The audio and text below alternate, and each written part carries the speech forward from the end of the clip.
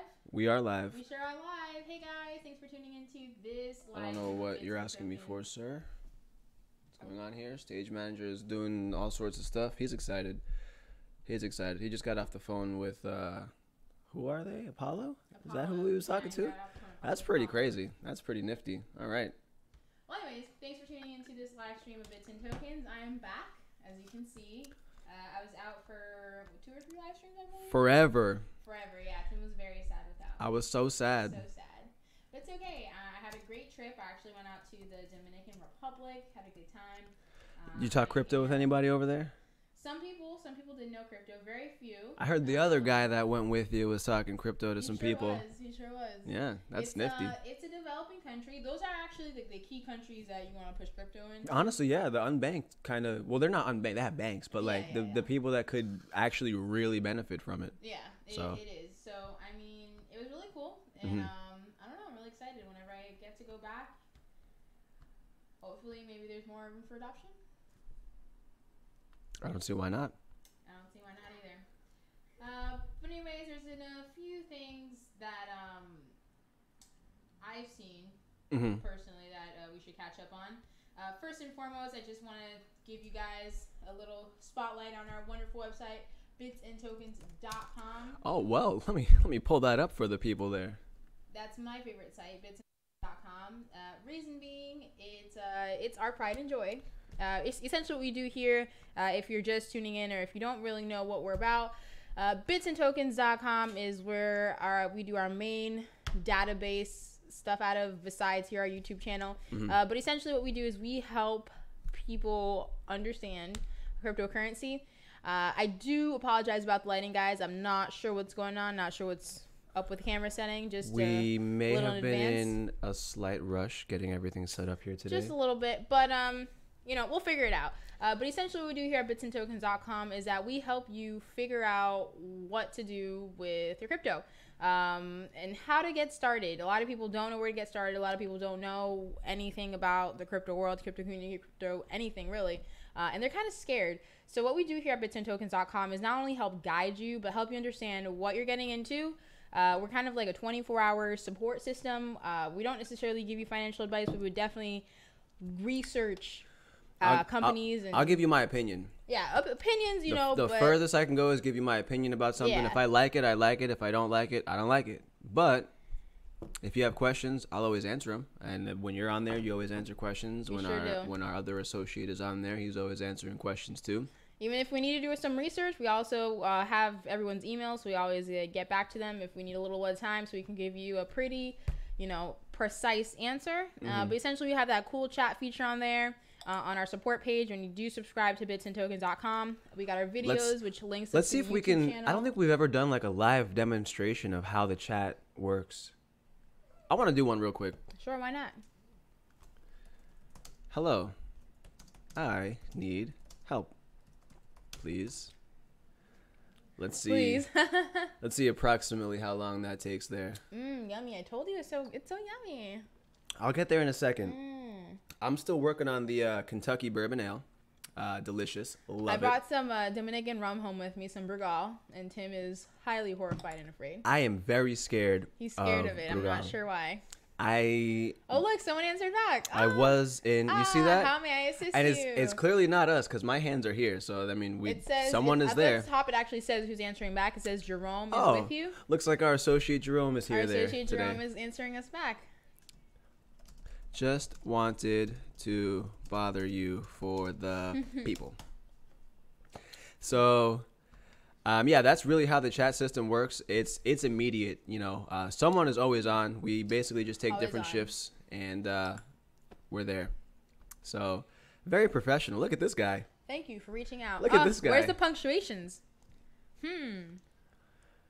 Listen, we wanna concern ourselves with speed, clarity, and providing the absolute correct information. So I think we're doing some good stuff there.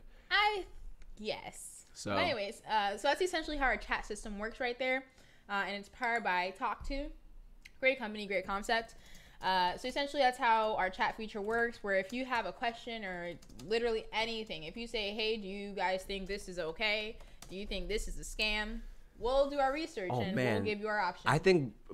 I don't know who between the two of us likes to find the scams more. You're like really good at it because you don't take any guff from like you'll just be like, nope, scam. I'll ask it. Even with Apollo earlier, like they're like, oh, Drum's like, oh man, like they're so cool. And I was like, what do they do? How do they do this? Da, da, da. And he's like, wait, I haven't figured that out yet. I was like, so why are they good?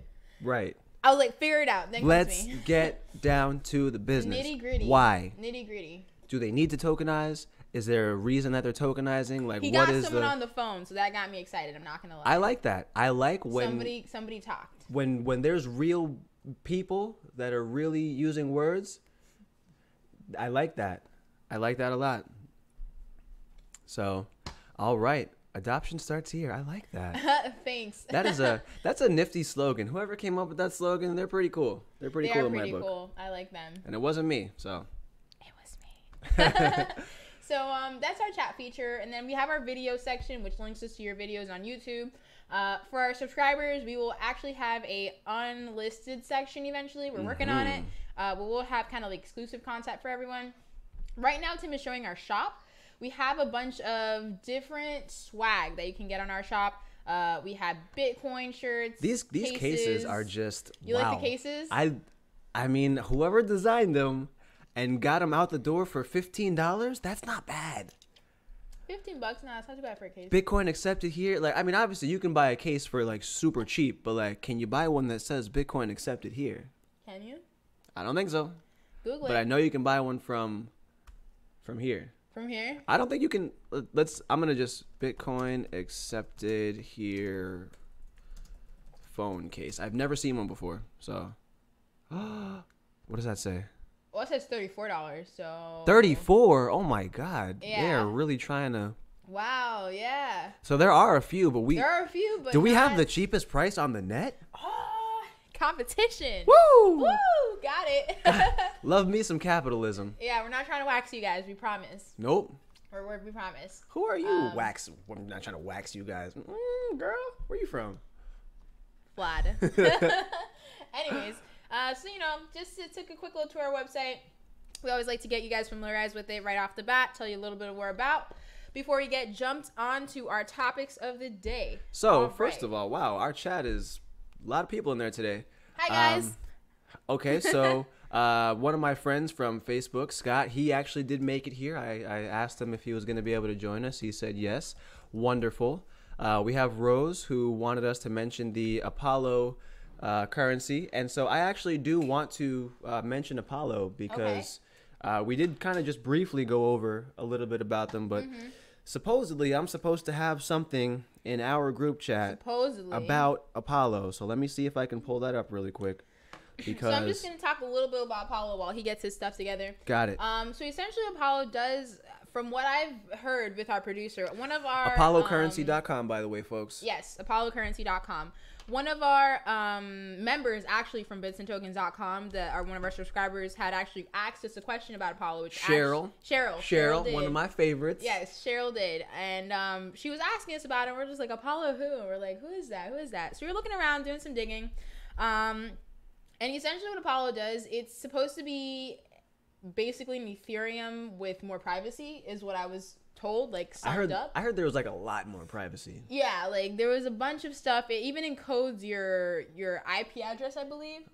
So it kind of just it covers does you overall. From my understanding, because sometimes our community manager does get a little excited. So from my understanding, they do what's known as IP masking. So essentially That's the same, the word. right? Essentially the same thing as what you were trying to get at there. So yeah, essentially they do what's known as IP masking. I'm sure that all this information and more will probably be on ApolloCurrency.com, but I was told that we have kind of like an exclusive little scoop, something like that. Yes. So upon our speaking and doing our research about Apollo, we kind of reached out to them, and they graciously gave us some information that hasn't been released. Some kind of exclusive news that they will be posting on their Medium tomorrow.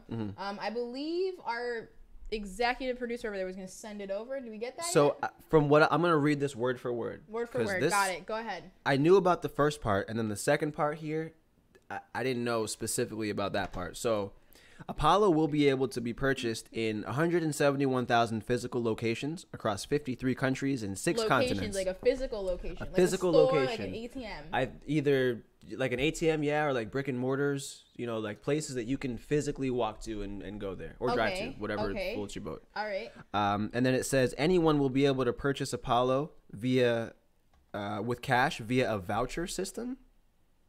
So like I guess you would buy some sort of a voucher and then be able to redeem it for the actual currency. Now, excuse me, I'm going to say this. That's a new one. I've not seen that. I've not seen where you can buy a voucher for a crypto and then turn it in for that crypto later. So that is actually cool. That was like a rain check kind of thing? Sort of. So it's like something like that. Are they like, am I going to this machine, purchasing it, and then are they giving me like some kind of code, and then I put it in somewhere and it puts it on my wallet? Is that what it is? Here's what I'll do. I am actually going to task our community manager with managing communal affairs and finding that out for us. Okay. I want more in-depth information about that because that seems really nifty. Yeah, that's different. A voucher system. Okay, so they do a voucher system. Apparently, yeah. That is apparently some of the new news that literally just broke, today or something. So I know that I think that they're on 4 exchanges, if I'm not mistaken. Mm-hmm. Okay, so and then I was told that they're planning on expanding. Is that right? Yes. Is that what I was told? They're expanding somewhere, somehow up to 50, I believe. And then also it says here we got another one. It says they have a decentralized marketplace. In the wallet itself. And then they have a bank network in South Africa. That was actually going to be one of my next questions. In South Africa? Because it said 6 continents, but it didn't specify like which 6 it was. But I would have to assume Africa would be one of them. Fantastic place to do a lot of developing countries there. A ton of developing countries there. The majority of them are going to be developing countries with the exception of, like your Egypts, your Moroccos, things like that are already kind of, set. But that's actually really cool because like we were talking about earlier with like the unbanked situation, a lot of Africa is what you would consider unbanked, Yes. So, having there's somebody that even Bitland. That even makes sense for them having, the voucher system in a continent like Africa because maybe the area that you're purchasing it in the internet's not super great. That is true. And then you can take it back to. That makes sense. You feel me? Oh yeah. I like it. I like them already. I was out in the countryside. I like them already. Let me tell you about my data. I was like on H+ the whole time. Oh no. It was not the greatest. First of all, listen, back in the 3G days, okay, HSPA Plus was where it was at, okay? You were able to watch a YouTube video and you only had to pause it for like the first 2 minutes to make it load, okay? The first 2 minutes. Nothing like 4G now, but man. So yeah, looks like let's take a moment and just kind of look at the chat here really quick. So a lot of people are thanking us for talking about Apollo. Yes, that's kind of one of our main topics for tonight. We'll probably go back over some of the things that we know, a few times. We do have some other stories that we're going to cover. Sure do. But it looks like a lot of the people that are here really do enjoy the Apollo currency. So that's pretty cool. So again, the website is apollocurrency.com. Let's pull them up really quick. And just kind of go over the website. I think that's probably a good place to start. It is. I think that's a good place to start as well. While we do have a lot of people that obviously might already know some of the information that we're going to go over, some of our viewers that, are just here may not know some of this information. So I'm just going to kind of go over some of that. And then, as always, for the people that have been here before, the prices on the bottom that you see that are kind of scrolling along, those do come from bitsandtokens.com. That updates, on the fly. So you'll see it go green or go red if the price is going up or down. So those aren't live prices right now. They're coming from CoinMarketCap, not my favorite place, but I wasn't able to find a plugin for Yahoo Finance. So just so you guys know that's what you're seeing on the bottom of our screen there. Now, here on the website, first of all, let me say this. Black is probably my second favorite color, and so I am enjoying the theme of the website here very much. very clean looking. I like their logo. Their logo is something that definitely stands out. I like that. So speaking of the way they do their things, our community manager, when he was doing his research, told me that a lot of their stuff has to do with like Greek mythology. Well, that would make sense with the name Apollo. Yeah. So That would like make a a lot lot of of this sense. stuff has to do with Greek mythology. Like as you kind of like go along, you'll kind of like find things here and there. So I don't know. See if you can spot something out. So I'm gonna keep my eyes open here. Let's actually look at their roadmap. I'm really curious to see. Oh look, Hermes, Olympus. Oh yeah, yeah. That's what they Hermes have. was That's the cool. Hermes was the messenger, if I'm not mistaken. He was the messenger. So I guess that kind of makes sense for it to be a decentralized exchange because things are going back and forth. Hermes. Knee slapper. I see what you did there. That's cool. That's cool. It's because a lot of these ICOs, they kind of give them like cheesy names, but that's cool. Oh, I'm That's so tired of that. I'm so tired of like the cheesy that doesn't mean anything. They just kind of decided to pick a thing, and it's like, why did you do like you could have picked almost anything at that point. Oh yeah. But these like that kind of makes sense to me. Everything makes sense. Yeah. Now, if you're really fancy and you buy belt buckles with a large H on it, you would actually pronounce that Hermes. But for Greek mythology, that's actually going to be pronounced Hermes. So that's pretty cool. And so Olympus, obviously, we know that is also. Is that their protocol, Olympus? Let's see here. So it says Yeah, Olympus Protocol. Yeah. Cool. 1.0 was IP masking 1.0 and private transactions at the API level. They have a wallet for Windows and OS X, which is pretty cool. You find a lot of times that, not that it's either or, but it's going to be like Windows and then they'll get to Mac and like iOS, OS X, that type of stuff. But for them to have from their 1.0 have a Windows and OS X client is cool to me. Mm-hmm. I don't think that, like for example, Ledger, I don't think Ledger Live runs on OS X yet. Really? I don't think so. So do they only do Windows and Mac? No, so OS X is Mac. But I don't think it runs on Mac. But OS X, that's what you're saying. I thought you were saying OSS, and I was like, what the heck is OSS? No, okay, yeah, OS X. Excuse me. Sorry. Okay. Hey, first of all, ladies and gentlemen, let me introduce you to Drunk Crypto. We do drink a little bit of alcohol on this show, so later on in the show, it's going to get interesting. I'll tell you that right now, because this one always does it for me. I went to go see someone the other day, and we ended up having one of these. And you went to go see someone. Don't worry about it, okay? I went to go see someone. Who'd you see? I saw a person. A person? Oh, yeah. Were you that lonely while I was gone? You went to see somebody? First of all, listen. Oh, right? wow. I'm sweating now. Okay, listen. We're going to have to talk about this one. We're not going to talk about my personal stuff on here. But yes, I did go see someone on Wednesday.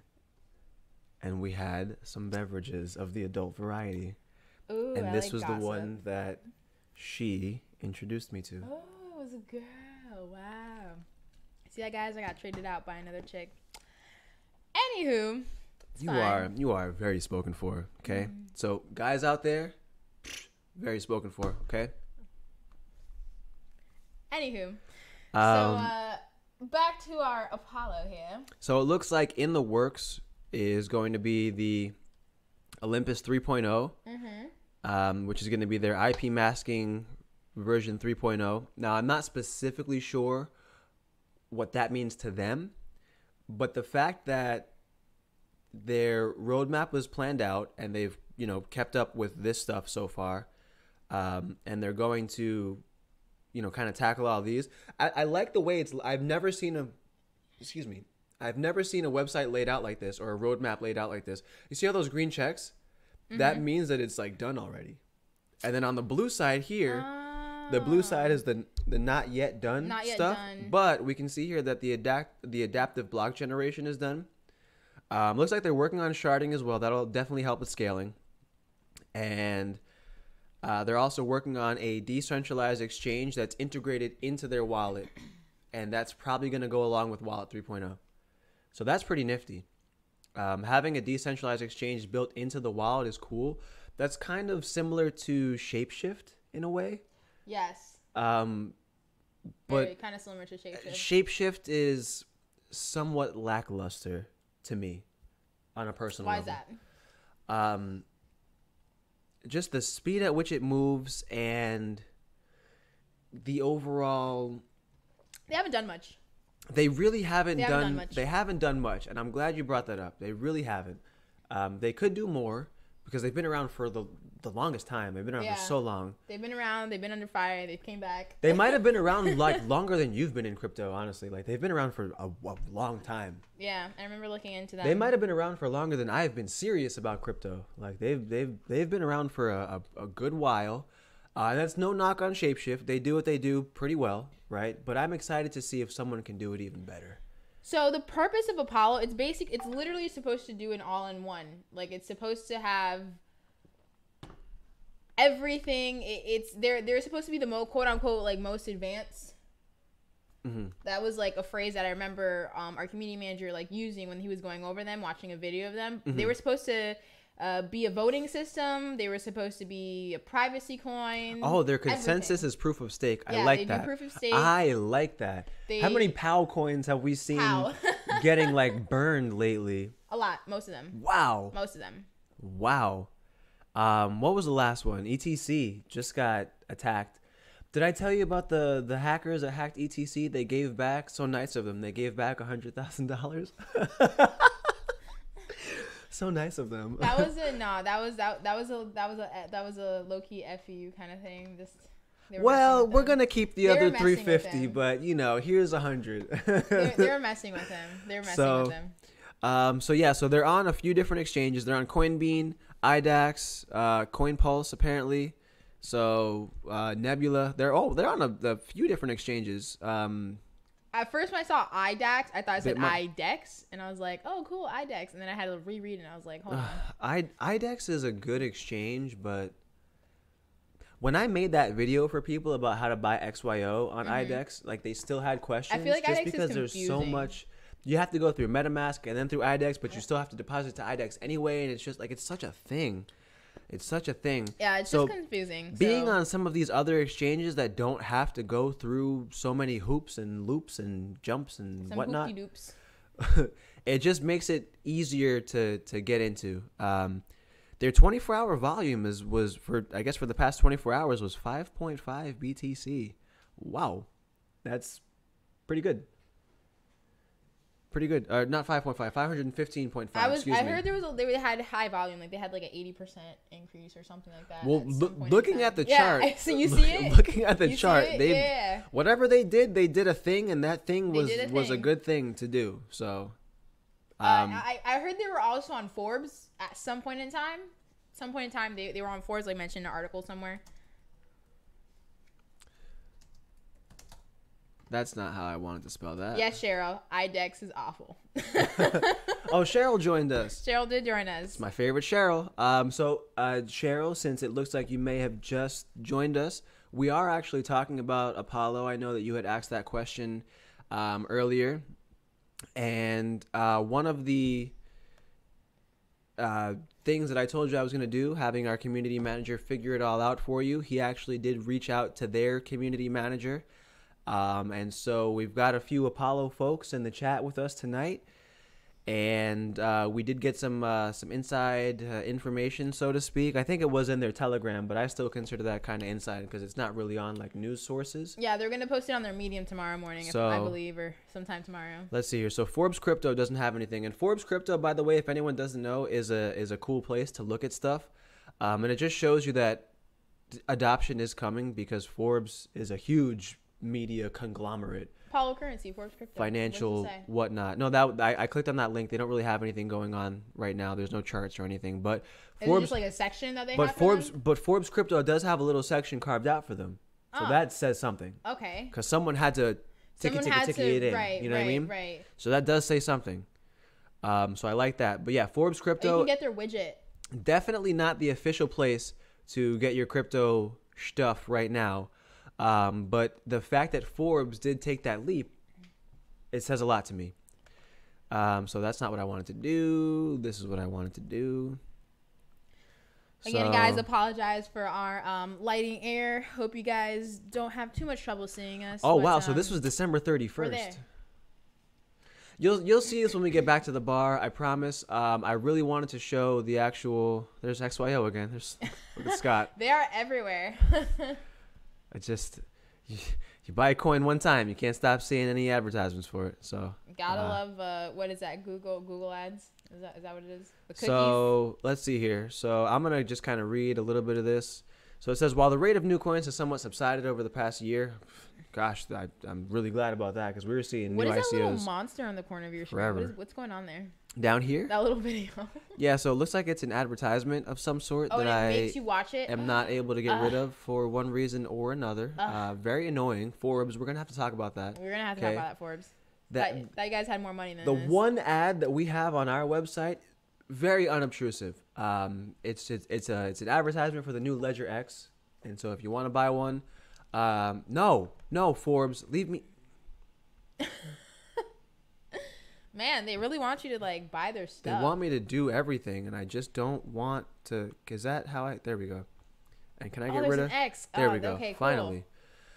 All right. So while the rate of new coins has somewhat subsided over the past year, thanks in no part to the bear market as well as increasing regulatory pressure, we are still seeing more and more projects coming along and trying to solve one problem or another using some form of cryptocurrency or token. Now I'm going to stop right there. I am a big proponent of not tokenizing everything.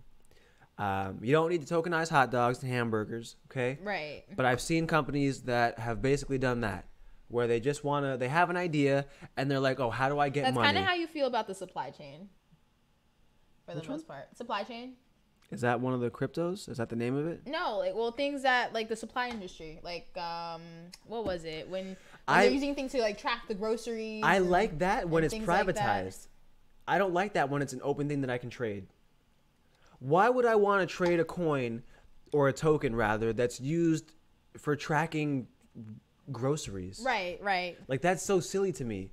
Now XYO is kind of a different beast in that we have a miner here somewhere. I think it might be up in the window, but we have a miner here that, oh no, the box is right there, that will pay us for verifying that location data. So we're actually a part of that network. But those privatized location services, which I also like, there's no need for me to have that coin or token. Right? So I don't, the supply chain thing is like, I think XYO is like one of the only ones that actually got it right. It's honestly, I'm gonna throw another plug in there. It's either between them or FoamSpace, because FoamSpace does a very similar thing with the decentralizing GPS kind of situation. So I like that. Anyways, back to this article. It says the future often looks to be such that adoption of the decentralized services and solutions will come at the cost of having to own a high number of different tokens, each having an ever slightly different purpose than the other. Some cryptocurrencies are a great high-value, low-frequency transaction. Some are trying to replace currencies for everyday use by targeting the exact opposite with a focus on minimizing fees and increasing transaction speeds. Shout out to XRP. While others focus on privacy and anonymity. I can't do it. It's like sea anemone for me. Can't pronounce it. Anonymity. There we go. Did that. Of transacting. And finally, there are other platforms that are opening up a whole new world for developers to build distributed applications, so dApps. It's often easy to get lost in between projects. Trust me, I know. And I know because I try to stay as up to date as I can, but still some of our subscribers and some of the people that are subscribed to bitsandtokens.com for the low price of $9.95 per month are asking questions about coins and tokens that we may not even really know a whole lot about, because there's just, like this article is saying, a lot of them do present themselves every month. Back in 2018, the ICOs were just rampant. There was just so many. And it was honestly really hard to keep up with. So I'm actually kind of glad that it slowed down a little bit. So real quick, so one of our viewers said that we should send a transaction live so people can see. If we create a wallet, he'll send him some coins live. So if we create a wallet, he'll send him some coins live. Someone else said that it was too fast to see. But if it's too fast to see, then that means the transaction is instant, which I would want to see an instant transaction. I kind of would. I would be interested in that. So what do I? We're gonna do this together with all of our new viewers, and I know Cheryl will definitely appreciate this. So let's see here. So they have a Linux wallet. Let's go. And shout out to anyone who actually pronounces it Linux. I don't. I pronounce it Linux, but the man's name was Linus Torvalds. So shout out. That was some nerd folklore there for you. That matters nothing whatsoever to you. I know that for sure. They have an Android wallet, but they have a web wallet. I think it would probably be best for us to do the web wallet. Okay, so Apollo. I like that background. It looks so it's touchable. Apollo wallet. That's what I was saying. That's from their website. That's what I was saying earlier. Like it just looks so clean. So here's what I'm gonna do. I'm gonna set up the wallet for us. Off screen, we're gonna actually go back to the bar for a second, and then we're gonna figure this all out, and we're gonna. Okay, so create account. All right, Dan. So whenever we get this set up, I'll send you a wallet, and we'll do that, just to show our viewers to see, speed of Apollo, show them what Apollo's got. Lee says that Apollo has a 2-second transaction time. 2 seconds? 2 seconds. That's even faster than XRP. Hold up. That's faster than XRP. Hold up. Wait a minute. 2 seconds? Yes. I don't believe it. We're going to have to see that apparently because I don't believe it. I don't know, apparently. Oh, man, we're going to have to time it. Dan, you're going to have to tell us exactly the second, the millisecond you send it. You have to say, sending now. And then you have to send it. We're going to time this. I'm going to count to 2. Okay, so I wrote down my secret phrase, and I also did the print wallet option, which I actually like their print wallet option on here because it just immediately downloaded as a PDF instead of going to another page and then making me either choose between printing it or printing it to PDF. Mm-hmm. I like that. So let's go next here. Create my wallet. Lightning speed fast. That sounds like lightning speed fast. XRP is what, 4 seconds? Like 10 seconds. They're really quick. So let's see here. Secret phrase. Oh wow, that's nice. I like that. Okay, so we're gonna go back to the dashboard because that is laid out really clean. Yeah, it's a nice layout. Look how pretty it is. That's really nice. I like that. I like the squares. I like how the squares are separate, but like the squiggles are congruent. Synchronous, yes. Like they go. Ooh, synchronous, girl. I like that word. Oh wow. Shoot. Okay, so I don't know anything about this, so I'm going to kind of just take a moment here. Oh, they do have coin shuffling, the coin mixing. They're supposed to literally do everything. Like everything of everything, they do everything. Whoa. Isn't this cool? Ain't that cool? That's nifty. What? Hold up. Wait a minute. That's nifty. Jordan, I promise we won't lose a secret phrase. No, I've got it. I've got it. You got it. Yeah, I got it jotted down. So no worries on that. Okay. Wow. Yeah, that's what I thought. Oscar says XRP advertised 4 seconds. I knew they advertised 4 seconds. They're 4 seconds. And in my experience, it's been about 10 or something like 10 that. seconds. And Bitcoin's an hour. In my experience, it's been about 10 seconds. Bitcoin's been getting better They've been getting better. About 20 minutes or so on Bitcoin, I would say. Yeah, it's been less than an hour lately. Okay, so apparently I need to send. Is this gonna be my wallet address right here on this left side? Let me zoom in for y'all. Is that gonna be my wallet address there? I would assume so. Look, it says transaction time 2 seconds. So here's what I'm gonna do. I'm gonna switch back to the bar for a second because I need to get a notepad open real quick. Oh, I lied. I don't want a notepad. I'm going to just send it right inside our little private situation that we have created. Where are we? This is all thanks to you, Cheryl. She was like, I know, right? Aren't they great? And I'm like, yes, they are. So, ignore me, guys. All right, so. Switching back to over here now. Currency system, assistance system. Voting system. Look at all those systems. There's They're a lot so of cute. they have a lot of stuff going on. That's nifty. Look at all these little systems. Oh my gosh. They got a marketplace. And excuse me for being some. I'm gonna fully claim ignorance here. I had not done apparently the research that I should have done on Apollo because I didn't know that they were this feature rich. So definitely shout out to Cheryl for cooking that up for us. Russell says it'll blow our minds. It feels like it right now. So there's the wallet address right there, and I'm gonna come back over to. I hope that's the wallet address. Well, no, because they just Lee said that it starts with APL. Oh yeah. So True story. I pasted that in there. I want to see, kind of how fast that goes. All right, Dan, you gotta give us a heads up when you're gonna do it. And then when you're going to send it, you literally have to, we're going to switch over. Like, where do we check to see if it sends? Is it going to show up like right there? It should say it in available. Do I need to refresh? Do you need to refresh? That's a good question. So I can't see it. What is it? It should say, if you look at the chat, it literally says bits and tokens. It's ours is like a yellow highlighted name, and then it says APL dash, and then the rest of it. Or otherwise, I mean, we're super zoomed in here because or you could just get off the screen. Either or. This is the important part. So, Dan Unknown, is your last name really unknown? I'm sorry. I'm really bad at super corny like dad jokes. Maybe he's a Pokemon. I'm a The unknown. Woo! I like it. That was snappy. As a father, dad jokes are like my bread and butter. Speaking of being a dad, I hope maybe our stage hand / So he's asking for, are you ready? I think I'm ready. Are you ready? All right. Are you ready? Are you ready, Dan? He said, no, it's not. All right. Oh, I figured so. If I could also perhaps have our community manager manage the community of one little person for just a moment. Just check on that. See how that's doing. All right. Whenever you're ready, Dan. Are you ready? Are you watching? I think I'm ready. I'm looking at it. It's on screen right now. If you say go, we're going. Now, keep in mind, with the stream, there is a 20-second delay, so I'll see it probably 20 seconds before. You don't need to refresh, by the way. It should pop up instantly. All right. Whenever you're ready. I think I'm ready. Just give me the thumbs up, and I'll start counting. I got my thumb up. Oh, wait, you already got it. Whoa.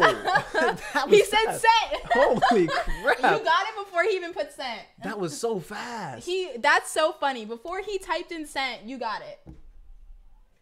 That was fast. I saw that 100 before I saw him say sent. That was fast. That was really fast. I'm going to hand this to you. I need you to hand that to the man over there. He sent that faster than that transaction right there. Saw that? That took longer. That's crazy. That is crazy. That's really cool. Crazy fast. That was neat. Oh my goodness. Dang, XRP, we had faith in you. Yeah, can you... What's going on, XRP? Man, Apollo may be the place to be. Wow, we're full service tonight. Look at that. Oh my goodness. Wow. Y'all trying to get me drunk. All right. So Apollo. Let's look around the website. That's cool. Thanks, Dan. But first of all, why is it so fast? Why is it so fast? I don't understand. Huh. What are those numbers over there? Coin shuffling is 1. Data storage is 4. So does that just give you like a general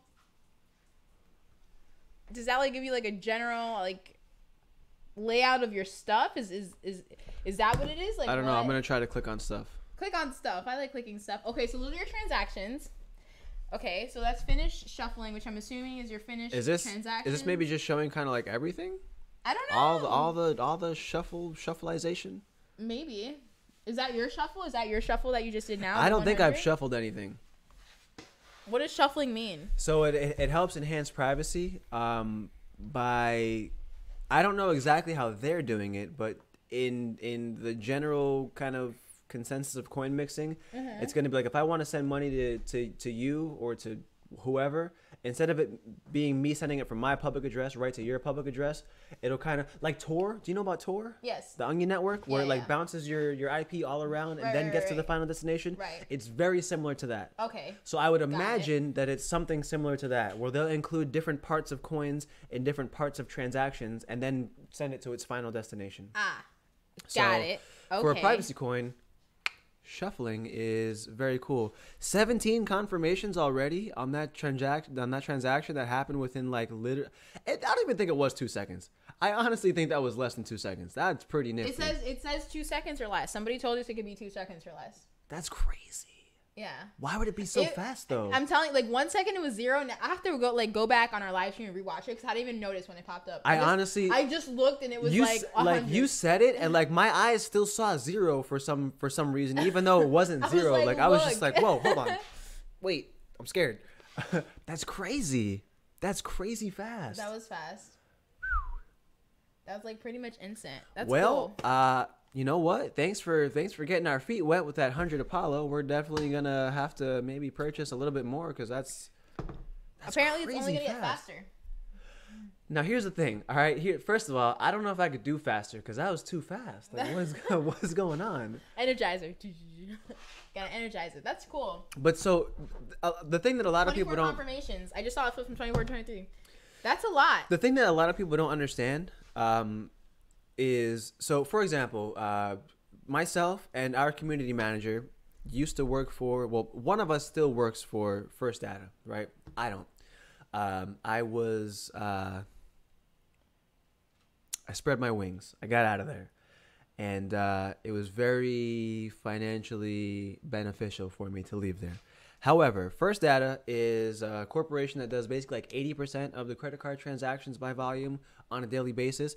And I can tell you right now, Visa, MasterCard, American Express, Discover, slow, right? The payment goes through almost instantaneously, right? And the authorization goes through almost instantaneously.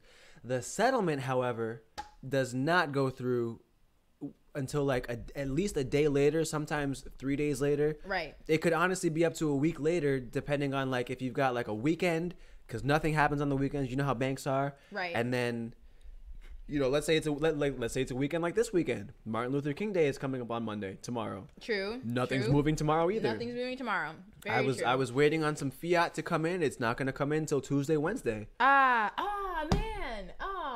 I know exactly what you're talking about too. So darn. The fact that crypto in general moves obviously much faster, but the fact that this settles in 2 seconds is ridiculous. It is ridiculous. That's crazy. I completely agree with you. It is ridiculous. And especially someone like me who actually understands the back end of like the whole financial whatever, you know, like the financial industry with credit card transactions. That's so crazy to me. Like, it just doesn't make sense that Visa, MasterCard, Discover, American Express have not just totally adopted a blockchain and completely done away with their old systems, except for the fact that it would obviously be somewhat costly for them to do so. They've been trying because there's been a lot of. I remember I did a segment on MasterCard. MasterCard's the one that did it. You did. They've been trying to adopt blockchain and trying to put things on blockchain. Banks have been trying to put things on blockchain, like Bank of America, Citibank Group. Those are some, you know, some to name a few banks and places that have been trying to put their things on blockchain. There's been some startups that have been trying to do blockchain. Be careful with those. Like a Prize Bank, was it Arise? Arise Bank. Yeah. So they were a bank who was quote unquote opening on a blockchain. Exit scam, got caught by the FBI. Be very, very careful with companies, you know, that kind of just start up. Make sure you really, really know what they're about. I always push for that. So only thing is when you're looking at these companies kind of transitioning onto the blockchain, it is exciting. Here's the thing. When you already have a system in place, it's really hard to get rid of it. So I don't see them getting rid of it as fast as some of these startup companies are, like Apollo, that they're doing these faster transactions. Well, now here's the thing, though. If I can charge you fees and kind of hold your money hostage for a few days, I would rather do that, you know, as a capitalist American. Like, I would rather do that. So, like they don't really want to. They don't want to be faster, right? But apparently Apollo just wants to be so fast that it literally blows my mind like that. I haven't been surprised by something in the crypto space in a while, you know, and I'm really not. That is a fact. I can testify to that. I'm not trying to give a plug to Apollo right now where they don't deserve it, because for this, 100% they deserve that, because that's crazy. I don't get surprised by a lot. Like, it takes a lot to get me out of bed. Wow. Like that. Did you wake up on the other side? When was the last time that you saw me this excited about something? It's been a while. It's really been a while that I was surprised by something. Like transaction time 2 seconds. All right, we'll see. But then when he said like, "Are you ready? Are you ready?" I was like, okay, like I'm ready. Like what's going on? Boom, it was there. I was like, whoa, hold on, wait a minute, wait a minute. So wow, that's just wow. He couldn't even type in sent. Honestly, no. Like I saw it and then I saw it because I was looking on your screen that it said sent. Like, are you okay there? I'm a little. I'm perspiring a little bit. This is. Wow, that really caught you off guard, huh? I wasn't ready. You weren't ready. Listen. XRP is fast, and I talk about XRP all the time. XRP is literally his baby. So for you to like let him veer from his baby, that's crazy. 55 confirmations. Woo.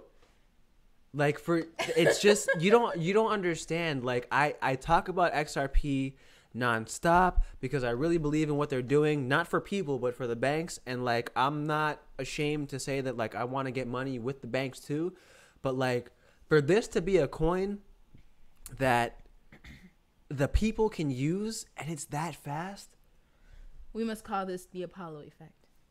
Honestly, yeah. Like I really liked Stellar for unbanked situations because like they're fast. I mean it's good for the unbanked, what have you. I mean, this seems to be good for the unbacked too. Like you don't like this would be perfect for like a merchant solution, because the issue with merchants is they don't want to sit there and like hold the bag of like your goods before they can give it to you to wait for that confirmation that the transaction actually went through. But like if it can literally settle in literally 2 seconds, like my mind is blown right now. Like that's crazy. I don't get, and I'm not like getting. Somebody swipes their card, receipt's already printing. You feel me? Like, and I'm not even getting excited because like we spoke with their community manager, and some of their people are in the chat right now, and we have some of their Telegram joining us. Like I'm not, I would have rather.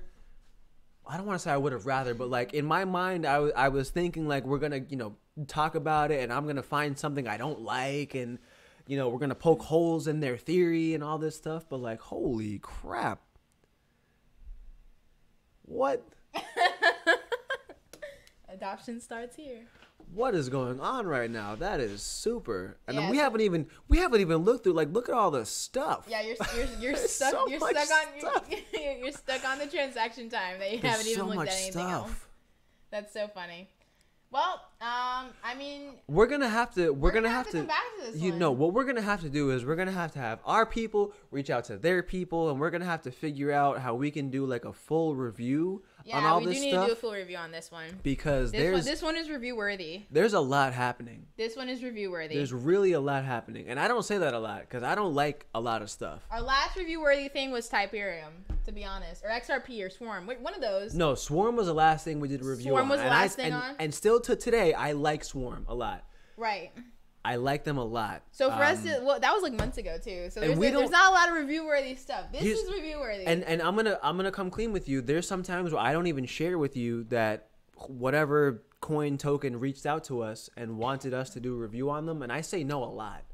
Well, you gotta have something that's, because if someone's gonna watch us. I've said no 3 times since the last time we did a review. Last time was Swarm, and I've said no to 3 different people since then that I didn't tell you about. I think you talked to me about one of them. One of them. I forget who it was because it's not important, but I've said no 3 times since then of people reaching out to us saying, hey, can you guys talk about us? And I say no a lot. A lot. Because I'll do my little really quick research and I'll just not like it. But like, whoa. And that's besides the one that we've looked up. Because we have companies that we look up personally, and then there's companies that reach out to us. But honestly, it's just, if something's not... Shout out Deedcoin. Deedcoin, yes. Shout out Deedcoin. If something's just not like something that's needed, or we don't really find a true purpose, or your project is underdeveloped, not it. Just not it. Because here's the thing. Here at Bits and Tokens, what we like to do is we like to do the research for you guys. If we're going to talk about a product, it's going to be a good product. We're just not going to talk about something just to talk about it. We're not going to talk about something something we could use or would use. Right. Like in real life. If I'm not going to use it for myself, I'm not going to talk about it to you so that you could get, possibly in a situation that you're not looking for. Because that's what I want to get away from. There's no point in us pushing adoption if we're going to talk about crap. It's not happening. You got that right. It's just not happening. So what we're doing here is we're talking about products that are worth it. this is definitely something that has caught our attention, and we're definitely gonna have to do some more research on it. A lot more. I need to talk to some people because I'm excited. It's funny you earlier. And I don't like talking to people. You don't. But yeah, we're definitely gonna reach out if anyone from Apollo is watching. We'll keep in touch with you guys because definitely something that we could probably do a little collab on and probably do a review. And I've even gone out to like places like London. If you guys actually check our YouTube channel, I've been out to London just to interview companies. Like yep. I'm in Florida. We're in Florida. We're based out of Florida. I've gone to London. I've gone to upstate Florida. I've gone to other states. Oh, when we did was that Decoin that we went to? Decoin went to upstate Florida. I reached out to someone out. He was Venezuelan, but he was in Miami at the time. And then there was someone else in New York. And then I went to wow, girl, you get around. Two people in London. I did. Oh my God, I'm so sad. I lost the content to one of our things, but I kind of have it saved somewhere. We did. If you guys ever heard of BCASH, reality gaming, out in Soho, that is downtown London. That is one gaming ICO I had reviewed. Really cool concept. They're basically like a Pokemon Go, just to sum it up for shooting. They have a Pokemon Go shooting game. I remember that. When I say Pokemon Go, I mean you have to walk around the city and like go to different locations, and it kind of like picks up your locations. Like what is it? API that was a really cool idea. Reality. Yeah, the augmented reality. It's like imagine like a shoot 'em up game, like like your Call of Duties and etc. I'm not super big on video games. I wish the Token Gamer was here with us. He would go on forever about this stuff, but I'm not super big on it. But imagine like a Call of Duty with like added other different stuff, right? But augmented reality on a blockchain. Right. It was really cool. Really cool stuff. And then, another company that was doing, it was Zero Carbon. That was the other one that was out in they were another East cool one. London or West London. I don't remember. I had to take a lot of trains to get to them, though. I remember that. There was trains, a train here, train there. But it was really cool. But anyways, yeah, just to kind of give you guys a little background, little backstory of us. So looking at the chat here, some people are kind of excited. So Jordan Miller wants to see the review for Apollo Coin. He also mentioned that they're integrating a decentralized exchange into the wallet, which we did talk about that a little bit earlier. Carl says thanks. Nope, thank you, Carl. You're the man. Oscar says that after sharding, they're thinking sub-second transactions. Like I can't even fathom like a transaction that would be going that fast. Like that's just sub-second. That's ridiculous. That is ridiculous. It looks like we've been streaming for about an hour now. It looks like it's time for a battery change on the microphones. We're going to do a quick equipment check, you guys. We'll be right back. Just going to make sure everything is okay. Just going to make sure everything is good to go. Just give us 2 seconds. Quick commercial break. Maybe 30 seconds. Give us a second. Just give us 1 second. You're going to see a beautiful commercial break featuring a lot of yours truly over here. So we'll be right back in about 30 or so seconds. So.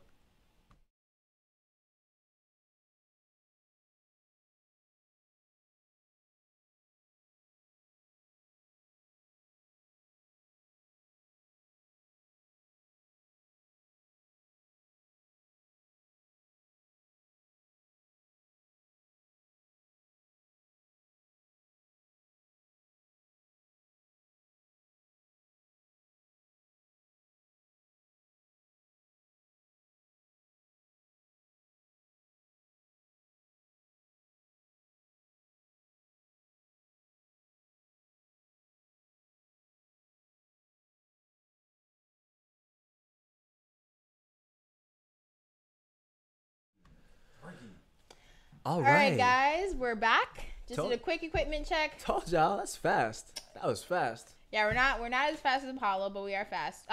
So we got a little during our commercial break, we got a little update from our community manager over there.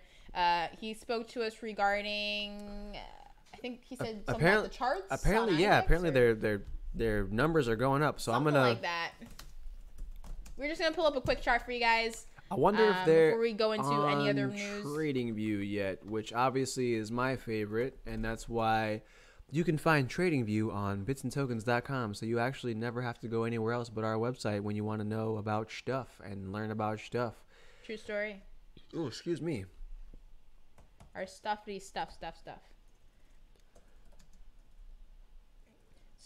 So you can make your own coin and also save files. I'm assuming that's on Apollo, and they have their voting system. We saw their voting system. Okay. So not on TradingView yet that I can find, but I could just not be looking right. I am going to look on IDAX, which, again, not my favorite exchange at all. But let's go ahead and look anyway. Have you been on IDAX? I have not been on IDAX. Been on IDEX, not IDAX. But let's go ahead and find APL. Okay, so they have APL BTC. Hold on. Whoa, hold up. Wait a minute. Hold on. Because this chart... I told you they went up like 80%. I told you, and I tell you, and they're still on their way up. This chart is first of all... How many minutes is that? Hold on. Time out. Hold on. Wait a minute. Hold on. Shut your mouth. Shut your entire mouth right now. What is going on? That's like 300-something%. That's what? 9 days. In 9 days? Did they recently drop like a Why didn't we learn about this sooner? What is going on? Like what happened 9 days ago that this happened? They're fantastic. That's what happened. What is going on? Look at those volume candles. Golly, yes, boy. There's a lot of All right, volume I'm gonna get us out of the way here. So this is APL BTC. Anyone that has no idea what I'm talking about, that means that it's Apollo traded against BTC as its base pair, or its base currency, what have you. And so, apparently, 344% in real life. Why? What is going on right now? All I needed was just a 9-day heads up. I would have been fine. A 9-day heads up. I would have been fine. Wow. All right. Well, in that case, ladies and gentlemen, they're planning on being in the top 10 soon. People keep saying that. I've heard that too. They're going to be a top 10? They want to be in the top 10. Well, planning on being in the top 10. Listen, those are good aspirations to have. I would like to be a top 10 crypto website. That would be fantastic. But holy crap. In 9 days, 344%. That means that 344%. Something happened that got the people excited. That's what I said. Something happened. And not only got the people excited, but kept ago? the people excited if it's gone over for more than a week. Because only 7 days in a week, but apparently 2 extra days, and they're still up. And it looks like they might even still be going up at this point. Now, I don't know exactly the way the chart's looking right now. I mean, obviously, my gut would be like, okay, take your profits because 344% is a freaking lot. Yeah. Listen. I take profits at 30%. All right. I am not shy to admit that, like, if I make money, I will secure the money. You know what I mean? But holy crap. Like, those are some strong daily candles. That is some strong daily candles. So Cheryl says, do you think it will drop? So here's the thing. I don't know 100% of their product yet. What I can see so far, it's something that's good. Something made this happen 9 days ago or so. Because if you look at the chart, you see kind of like, you know, the candles are toggling. Regular movement. Yeah, but out of nowhere, there's really... an extreme bull run. Like, there's a run. Like, the bulls ran, they saw red, and they just kept going for it. It was like the run in Spain where all those people come out and they Barcelona. No, Barcelona, actually, I'm lying. It's not in Barcelona. Madrid. One of those places where the It's a thing I do all the time where I say that it's Barcelona, but it's not. That's exactly what happened. Here's the thing about charts. The market always adjusts. Now, crypto is very, very, very volatile. So I like drop? I like the word finicky. Finicky. Because volatile makes it seem like it's a bad thing, but like not necessarily. I like it. I like that it's finicky. You know, volatile in my sense means it moves a lot. You have so many options and so like Like, here's the amount of space I'm giving you, and there within this amount of space, there's like literally a trillion different ways it can go. So it's a little different than the marketplace, because usually you see this amount of volume, and within a certain amount of time, you see that that's crazy. The market adjusts itself. You always see the market adjust itself, kind of like we saw Bitcoin went up to like 19 and change. It's been adjusting itself. Now I think we found a bottom on Bitcoin. Hopefully, I'm not an expert. I'm not the best at reading charts, but I do. I mean, I'm on the charts a lot. I mean, I'm on the charts like a lot. I used to leave it on the TV, just charts, just all day long. But it does look like we might have kind of found a bottom with cryptocurrency in general. So excited to see what happens for the rest of 2018, because it should be a pretty great year. But I think I might have to diversify a little bit into some APL, because whatever they're doing, there's a lot going on, and it looks pretty exciting. Yeah, it does look exciting. Some part of me kind of wants it to come down a little bit so I can feel a little bit more comfortable about it, like kind of just resetting a little bit. Like if it came down and did, some of this, I would be okay, and then I would get in and feel kind of good about getting in. But flip side of that is looking at the chart, right? If you had to give that a name of like, a chart pattern, most likely it would be cup and handle. It would be a cup and handle, yeah. Right? It looks like a cup. So there's a Minus cup there. the little There's thing in the middle. There's no handle yet. So I handle yet. kind of would like to see a handle. Hopefully the handle would go like this. Just like that. Like a little, I'm a little then, teapot. You know what I mean? Yeah. I'm a little teapot. Sure. So I kind of would like to see that, me personally, but that's a lot going on there.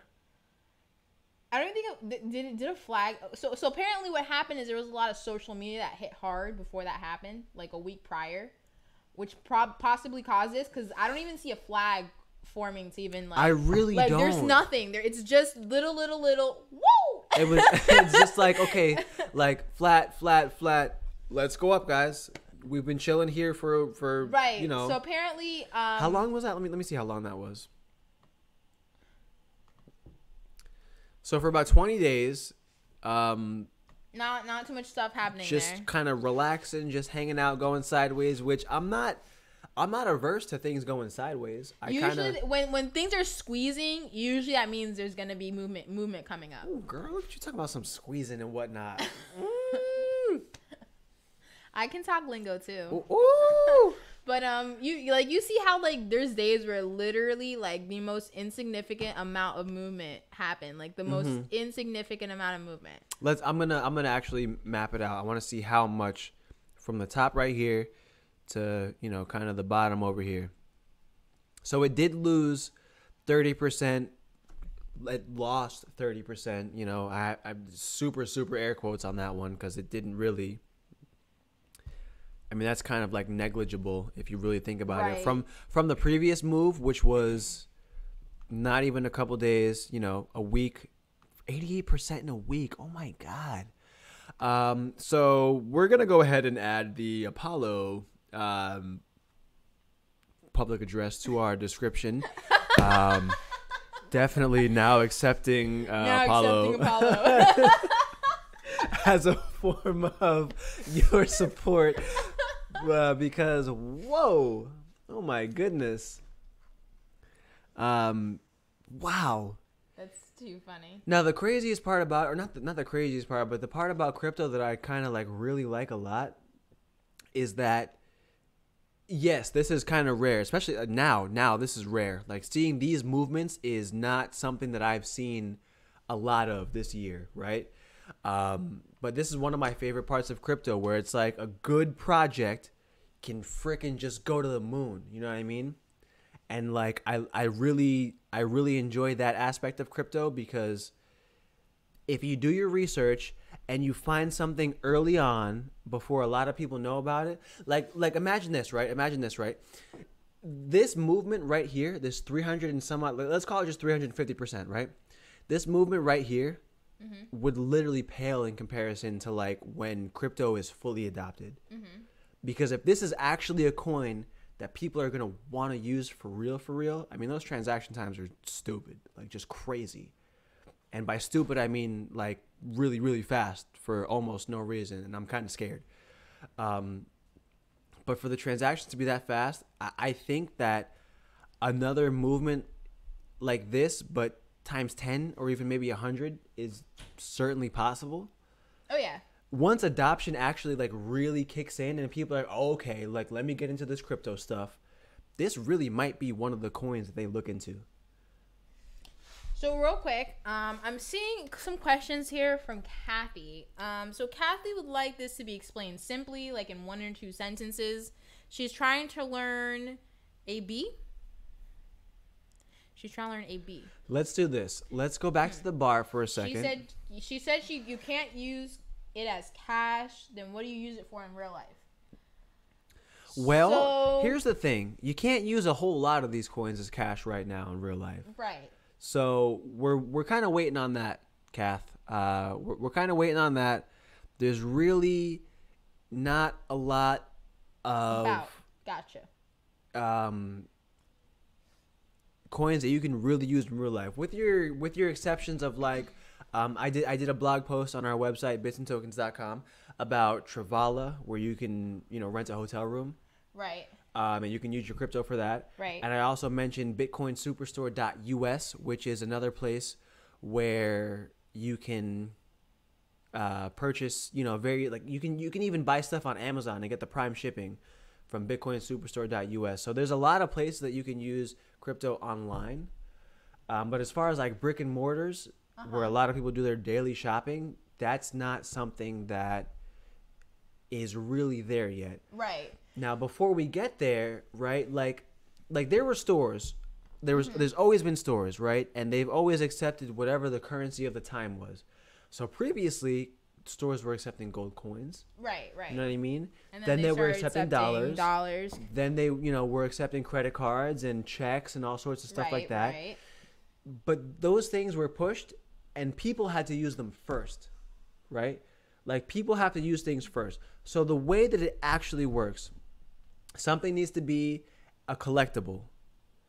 Then from a collectible, it needs to be a store of value. Right. Then from a store of value, it needs to be a medium of payment. And it has to go through that. So I think Apollo might be on the collectible kind of, frame right now, because the price was one thing. The price will eventually get to another thing.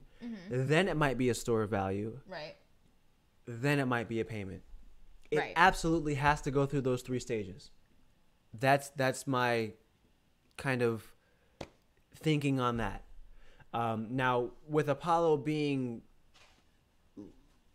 literally everything, I mean, honestly, like they do all of it, really. Like I didn't really see like kind of a blockchain / crypto related thing that they don't do. They have voting. They have, they're working on a decentralized exchange. What else? I mean, so many other things. So real quick, to get back to you, Kathy.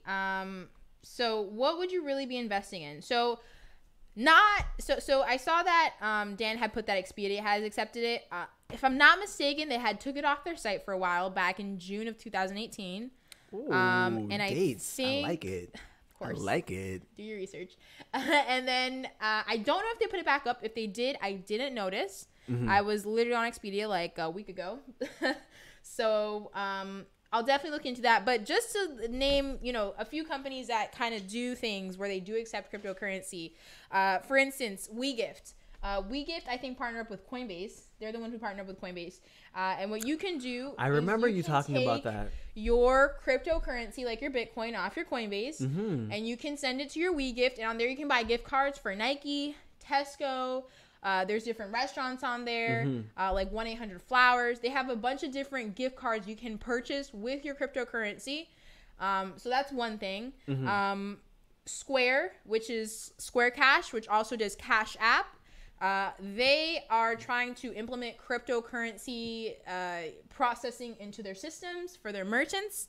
That's something that they talked about. You can buy Bitcoin on Cash App. Yes, you can buy Bitcoin on Cash App. And now you can send it away from Cash App to your own wallet. That's always been a thing. I don't know if you discovered that when I had told you, but not always. You can send it to like exchanges and wallet addresses. But at first you couldn't though. I know that for sure because I was looking for something that was cheaper than Coinbase for a while, and Cash App wasn't it yet because you couldn't take it off of Cash App yet. You can't take it off Robinhood. I first time I took my Bitcoin off Cash App was probably back in like July. But that wasn't when they first came out. Not essentially, but like I want to say like a few months after that they kind of implemented it. Just want to make sure that I'm not crazy. No, you're not crazy. You're not crazy. But there are ways you can utilize your cryptocurrency. Like I don't know if you guys caught on the other day, which it was actually an error, but Fortnite on their website, on their merchandise website, they allowed people to use Monero, which is another coin, to purchase things on their website. It was kind of automatically turned on. They didn't notice, but you know, people started sending things in Monero. They had accepted some Monero. It was an accident. They turned it off, but you know, it is something that people are eventually going to be able to use at the stores. Anywhere you go. The thing with this coin, like Tim mentioned earlier, this would be something that's perfect for merchants. With it being this fast, holy crap, it would be so perfect. Something that's perfect for merchants. When you go to the store and you swipe your card and they're kind of just waiting and they're, you know, having your things to see and this, that, and the third, and it with still the takes chargebacks and all that. I just went to the gas station right before we did this live stream. And it I mean, you know, whatever, credit cards take, you know, 5-10 seconds to go through after you put your PIN in, whatever you're doing your debit transaction. It takes like 5 seconds to go through. This was so fast that it literally like, for something to like blow my mind in the crypto space, it takes a lot. So for it to have been done in like literally maybe even less than 2 seconds, wow, perfect for merchants. Okay, let me catch up with the chat up. Looks like there's like a couple things going on here. So it looks like our community manager apologized to Kathy. Hold on, let me look what happened with Kathy. Yes, okay, a thing is a $sign and which way of a transaction is. So I guess right now you can think of it as a stock-ish kind of thing. Reason being, much more than that. It is much more than that. But reason being, I'm putting it that way is that because you can't use it everywhere, it kind of holds that placeholder, kind of like a stock. It's not necessarily, oh, I can go to the store or I can go to, let's say, CVS. I have a CVS stock and give them my stock and say, hey, I have a CVS stock to the CVS cashier and they're going to give me the amount that it says on there. Like, it's not that. Whoa, but that's a you crazy can trade idea. it out for that amount. First of all, I'm going to stop you right there because that's a crazy idea. No. Imagine if we developed a system in which you could pay in stock. I'm just saying. Here we go. I'm just saying. We go, guys. That might be a thing. But yes, it kind of has like a stock like kind of position right now, only because it doesn't. Because you're investing in the tech. Right. You're investing in tech. You're investing in the technology. You're investing in the blockchain right now. That's what you're investing into, so that eventually when you can use it, kind of like XRP, what they're doing is they're pushing for banks to use them. I invest in XRP. I'm an investor in them, and I invested in their tech, and I have it fluctuates kind of like a stock. Yeah, if you want to try this. You want to try it now? Is that the punch stuff that I didn't want to try? Yeah, you didn't want to try it. The Brugal? Yeah, the Brugal. Oh my god. But you invest into it, and it's kind of like a stock. It goes up and down. It's 24/7, so it never closes. Essentially, cryptocurrency is always up. But until XRP can officially have the banks trading on it and doing everything, and everybody buys, I told you, everything, and everyone buys, stuff on it, and banks invest into it more and use it more, it's not going to have its true value, and it's not really going to be used for what it's truly meant to be used for. So it has a stock. It's a placeholder. It's like a stock placeholder right now. I got you. That, like, do you get me? I got you. I see what you're saying now. That's essentially what you're investing into. So yes, it's kind of like a stock for right now. When you put it like that, yes, I agree. Then how do we get profits investing? So how do you get profits investing? So adoption. Adoption, babe. Give me some pens. Let's give her this example. How many pens do you need? 3 pens. Here's 3 pens. All right. So Kathy, these are my pens. Let's say this is my Apollo, right? So Did you put like an actual lemon in here? yes, there's lots of lemon in there. Ooh, I see the lemon pieces. That's first of all, let me tell you right now, that was a nice touch. This guy. Anyways, so this is a pen. This is the pen that you need to use to buy anything at my store. If you do not have any of these pens, you cannot purchase anything at my store. Here's a pen. I have a pen now. Okay. In order to purchase this drink, you need 2 pens. I only have one. Okay. Well, I'm going to need some other form of collateral or some fiat in order for me to give you another pen. I have a watch. Okay. It's a really nice watch. So you're paying all this money for this pen. Oh my gosh. So now I'm making something off what you're giving me. Because you need this in order for you to get this from my store. You cannot purchase this cup unless you have my pens. Uh-huh. Now I have 2 pens. Now you have 2 pens. But no watches. But you have no watches. Well, I have one more. And if you want any more pens, you have to buy it from me. And the price is going to go up. And because I only have a limited amount of pens, price goes up. Because there's a software hard cap on how much pens will ever be available? Correct. Okay. Yes. So it's kind of like, think about like the US dollar. You have to have money in order to buy something. And the reason that they don't print an unlimited amount of dollars is because that's going to cause inflation. And that's going to cause the value of the dollar to go down. Well, they kind of do. Well, they're not supposed to. They're not supposed to. But that's essentially what that kind of happens. That's why you really have to read what a company's about when you're doing this. Because if they're just throwing stuff out there, it's not going to have a value. When something is rare or something is more scarce, it's going to have more value. I like that. I like that analogy. I like it a lot. Right. So that's essentially how it is. Until companies, unfortunately, get more onto the wave. You're not going to be able to use it everywhere until a company will accept it in more places, I guess I can say. Okay, so I'm a consumer, and I don't get why all stores use different machines and do different transactions. I mean... Oh, man, I can explain why. I can explain why right now. Go ahead. Different stores... So as someone who's worked behind the scenes in the financial industry, you have different ISOs, what's known as an independent sales organization. And what they do, they all plug into First Data. Basically, everybody Yes, it is a software used for sending, Kathy. But right. Go ahead. Yes. So basically, everybody plugs into First Data right now for like your credit card type transactions, right? And so there's going to be different types of machines in the store for accepting the actual credit card because there's different manufacturers, right? And then there's different sales organizations that are getting different discounts from different manufacturers, right? So whatever, let's say my sales organization is called Tim Credit USA. I don't know, whatever. And you're a merchant, right? And I want to sell you the stuff that I get a discount on. The stuff that I get a discount on is going to be different than, let's say, Jerome Credit USA, right? And so he's going to try to sell you a whole bunch of different hardware.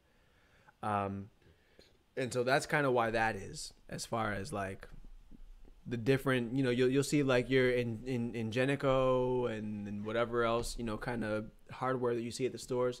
But most of them all do plug into the same one organization, which is actually literally like right across the street. So, that's that part. Yeah, so that's essentially like why it's kind of like stores. You have Walmart, you got Target, you got Winn-Dixie, you got Hy-Vee. You got different things in different regions, different places, different competition. Sorry, what? Hy-Vee? What? Hy-Vee, yeah. That's the one, I think they have it in Texas, I believe. Giant Eagle, Hy-Vee. Giant Eagle? Giant Eagle, yes. That's out in Texas as well. There's so many stores you don't know about. Time out. I didn't even know about... That's out in Utah. I didn't even know about a regular size eagle, okay? You're talking about some giant eagle over here. Yeah, that's kind of how stores, how these things work. Different things are found in different places, different regions. That's why you go to another country. The things you see here are not the same things you see in other places. Okay, so my question for the chat right now is, does anybody know about Publix? That's my question. Publix has actually spread, I think, all the way up to like North Carolina or something like that. Really? Really, there's a Publix like up in like North or South Carolina. Really? Like a few. Like they If skipped a couple states in between, and they like went to like North South Carolina. If Publix ever makes it up to NY, that's it. I don't know, because isn't like Stop and Shop and like ShopRite, aren't those like... Girl, what you know about ShopRite? What you know about ShopRite and Pathmark, girl? I'm saucy. Excuse my colleague on my behalf. Also, can I have my watch back, please? Oh, yes, I'm sorry. Appreciate that. I'm going to go ahead and wear that now, actually. Okay, this so is just my to catch up with the chat favorite real watch. Quick, let's see. A lot going on here. Sorry, guys. Our community manager is answering back to you guys while we kind of just like chat along. Listen. I am... The whole purpose of Drunk Crypto is for twice a week for me to just get a little saucy, and Tim wet his pants. I definitely need a napkin at some point, here. So you don't know what blockchain is, and you invested in XYO equity, thinking to learn of future needs use security. Okay. The good thing about equity is that you're actually investing in the actual company itself. So that's the whole blockchain aspect of investing in equity is not really a super big deal.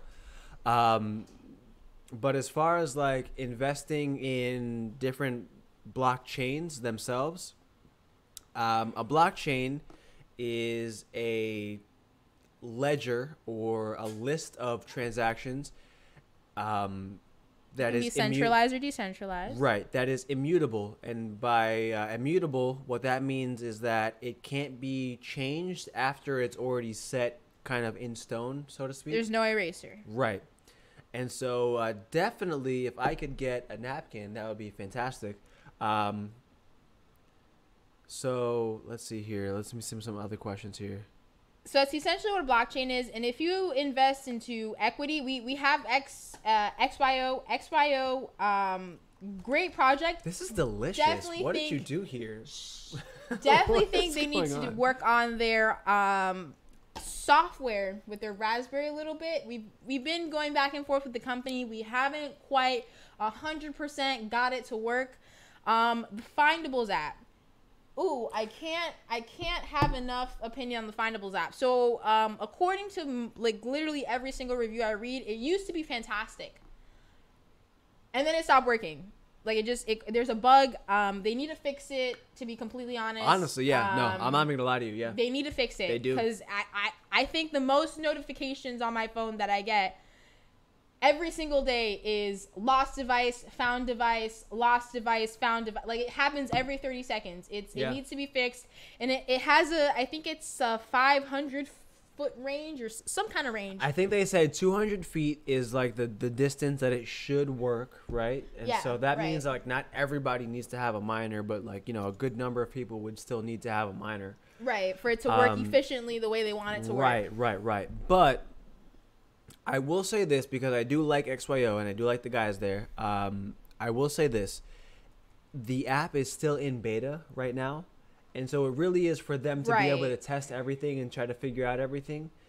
But the software that's running on, because we're talking about XYO right now, the software that's running on the Sentinels is also a beta software, which a lot of people don't know that. But the software that's on the actual Sentinels, the little... Are you getting one? These things, this is also beta software as well. And so because this is also beta software, it's not perfect. It's not perfect. We're early adopters, to be honest. We are very, very early adopters. And you asked, should you mine or invest? So there is an upside and a downside to both. In the long run, if you invest, you will profit. Because regardless of whether people like it or not, crypto's coming. It's inevitable. If I told you in 1990 that the internet was going to be the next big thing, would you have believed me? No, because you didn't know what the internet was in 1990. You didn't know what a smartphone was. That was unfathomable to you. You would have not invested into AOL. You're just like, AOL who? Nah, keep going. Speaking of AOL, my first experience on like the internet was like AOL like 3.0, 4.0, something like that. So I don't even know what that is, but but now so young. but now you get that analogy, and it's the same thing with crypto. If I told you right now that crypto was going to be the next big thing, a lot of people would be like, huh? No, because it's unfathomable to them. Right. They don't understand what it is yet. Right. You're and absolutely then right. 10 years from now, they're going to be like, oh my God, I wish I got on the bandwagon when I could. Why didn't I do that? Can I just You want know, to see so that it's one of those things. big jug over there for a second. I just want to kind of see maybe what's going on there. This guy. But yeah, it's just one of those things. So I would definitely say you need to invest for the long run. It's something that I feel would be beneficial for everyone. Mining. So mining is its whole ballpark in general. The thing with mining is you need a mining node, or you need a GPU. CPU, that used to be what they used to use for mining way back when, but you're going to want a GPU. GPUs have been more. These laptops here actually have a GPU. A really nice they GPU. Have nice GPUs. It's so I can mine NVIDIA right here on my 1060. laptop. People used to mine on like their iPhones and stuff like that. I think Apple had blocked people from mining on their iPhones. So I don't know if they ever. My very, very first. Let me not say very first, because I was into Bitcoin like a while ago. I'm not gonna get into my story, but my story is like that I knew about Bitcoin when it was like $2. I just couldn't. I couldn't spend $2 on internet money, right? Joke's on you. Honestly, the fucking joke is on me. Joke's on you. Sorry for my French there, but the joke is literally on me, because that was probably the dumbest thing that ever happened to me. $2 for Bitcoin was $2 when you found out. For $3,000 today. I mean, wow. I mean, $19,000 at one point in time. Let's not honestly, forget. yeah. Like, and I probably would have still been holding at that point, but at least like whatever. Anyway, we're not gonna go there right now, so I can be super sad about it. Okay. But when I first found out about Bitcoin, it was possible to mine and like have wallets and stuff like on the actual phone. And so like you can still have your wallet on your phone, but like mining is not really like the thing that you can do on your phone anymore. But back in those days, like you were able to mine on your phone, and like I think at one point I was making like I don't know, like maybe 0.5 Bitcoin per day, something like that. Mining, it's just so stupid. Yeah, so it's you essentially you mine, you get a reward for mining. Mm-hmm. You're mining a coin for someone else. When somebody makes a transaction and buys some Bitcoin or buys some Ethereum or buys something, Yep. You need to mine it. And what you do as a miner This is is so good. you have something running, like you have a GPU running, or your phone running or a computer running, and it's basically mining for you. You want to be part of a mining group because what happens is it's kind of like a puzzle. When you mine, there's a puzzle that's being broken and figured out, and that's how you mine something. Mm-hmm. So when you figure out the puzzle, it's not something that you need to consistently watch. It's something that kind of happens on its own. Right. But if you are part of a mining group, like let's say there's 10 people working on this one thing, it's BitCTokens.com, y'all. It's better for you to be in that group working on that one thing with more people than just you alone, because the odds are with those 10 people will get it first. Sorry, I got tongue tied. Right. We'll yeah. get it Before first one besides person. you. Right. So that's kind of like there's mining groups and there's things for that. You can earn off mining. You do get payment for mining. Right. Like let's say depending three of us on how were in a much you group. mine is depending on how much it's worth it. Right. Honestly. Like let's say three of us were in a group. Right. Let's say our group was the one to solve whatever equation, whatever mining puzzle, like you put it. Right. We're the first persons to solve that, right? So then our group would then get that, and then the revenue would be split among our group. So the groups are going to be called mining pools. So you'll want to look out for mining pools. Right. Looks like our producer is asking us to mention bitsandtokens.com. So we're going to go ahead and jump onto bitsandtokens.com for just a wee moment here.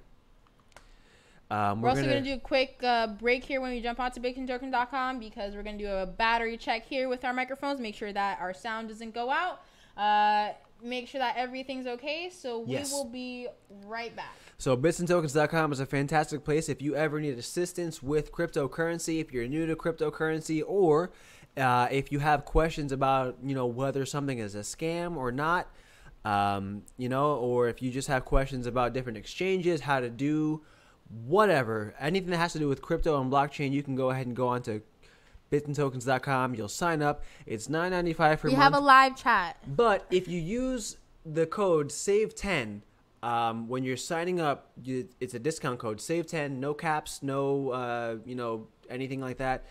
You'll be able to save 10% off your first month. Fantastic. Then you'll be able to come over here and press on live chat and then start chat. And then you'll be able to chat with one of us and we'll be able to walk you through whatever it is that you need. If we need to reach out to a specific community manager to get really, really in-depth information, that's something we can do. So let us know, and we'll actually see you in about 30 seconds or so. 30 seconds? 30 seconds. So we'll see you in about 30 seconds.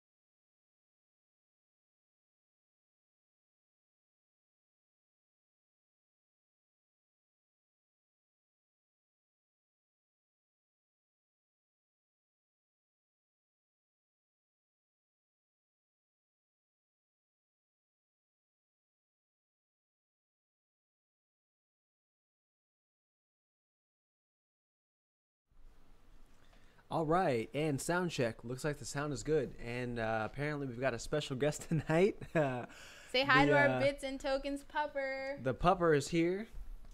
He came to say hi to you guys. He likes to just keep us sane during our live streams. Right. Honestly, I'm with him a lot during the day when some of my colleagues are doing their work stuff. And he keeps me really just kind of level because I would go crazy without someone to talk to. You'd be surprised. He's got a mouthful when it's just me and him. He sure does. Thanks for visiting us, Pupper. See you later. Now get on out of here, boy. Now, so back to our stream here. Cheryl said he's cute. He is a cutie. Yes, he's our pride and joy. If you visit the Bits and Tokens website, he's actually on there. Mm-hmm. I'm gonna go there real quick just to show you guys. He actually really is on there in real life. Let's see here. So, Bits and Tokens adoption starts here because it sure does. So, there he is, right there. There he is. His name's Trunks. So he is the office pooch. His other role is the executive pupper. He is a good boy. He's known to give hugs and high fives. He's in charge of office morale, which he does a fantastic. I would say that out of anyone here, he does the best job at office morale. I would fully say that. And he does keep us sane during busy work days. I will definitely say that. And also, he looks just friggin' great in those sunglasses. Look at that. Just wow. It's funny because he's indoors and you can see it in his glasses. You really can. But he's just so cute. I don't know if I've ever zoomed in this much on the glasses. He's cute. He's a cutie. But we love him here. He's good at bits and tokens.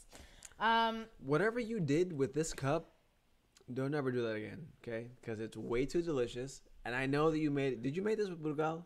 Yeah, I did. No. What did we talk about? It's yummy. We talked about that. So Brugal is Dominican rum, is it? That in my younger years, when I actually used to really drink this stuff instead of just the 2 times a week that I do it for y'all, used to really just make me turn into a whole creature.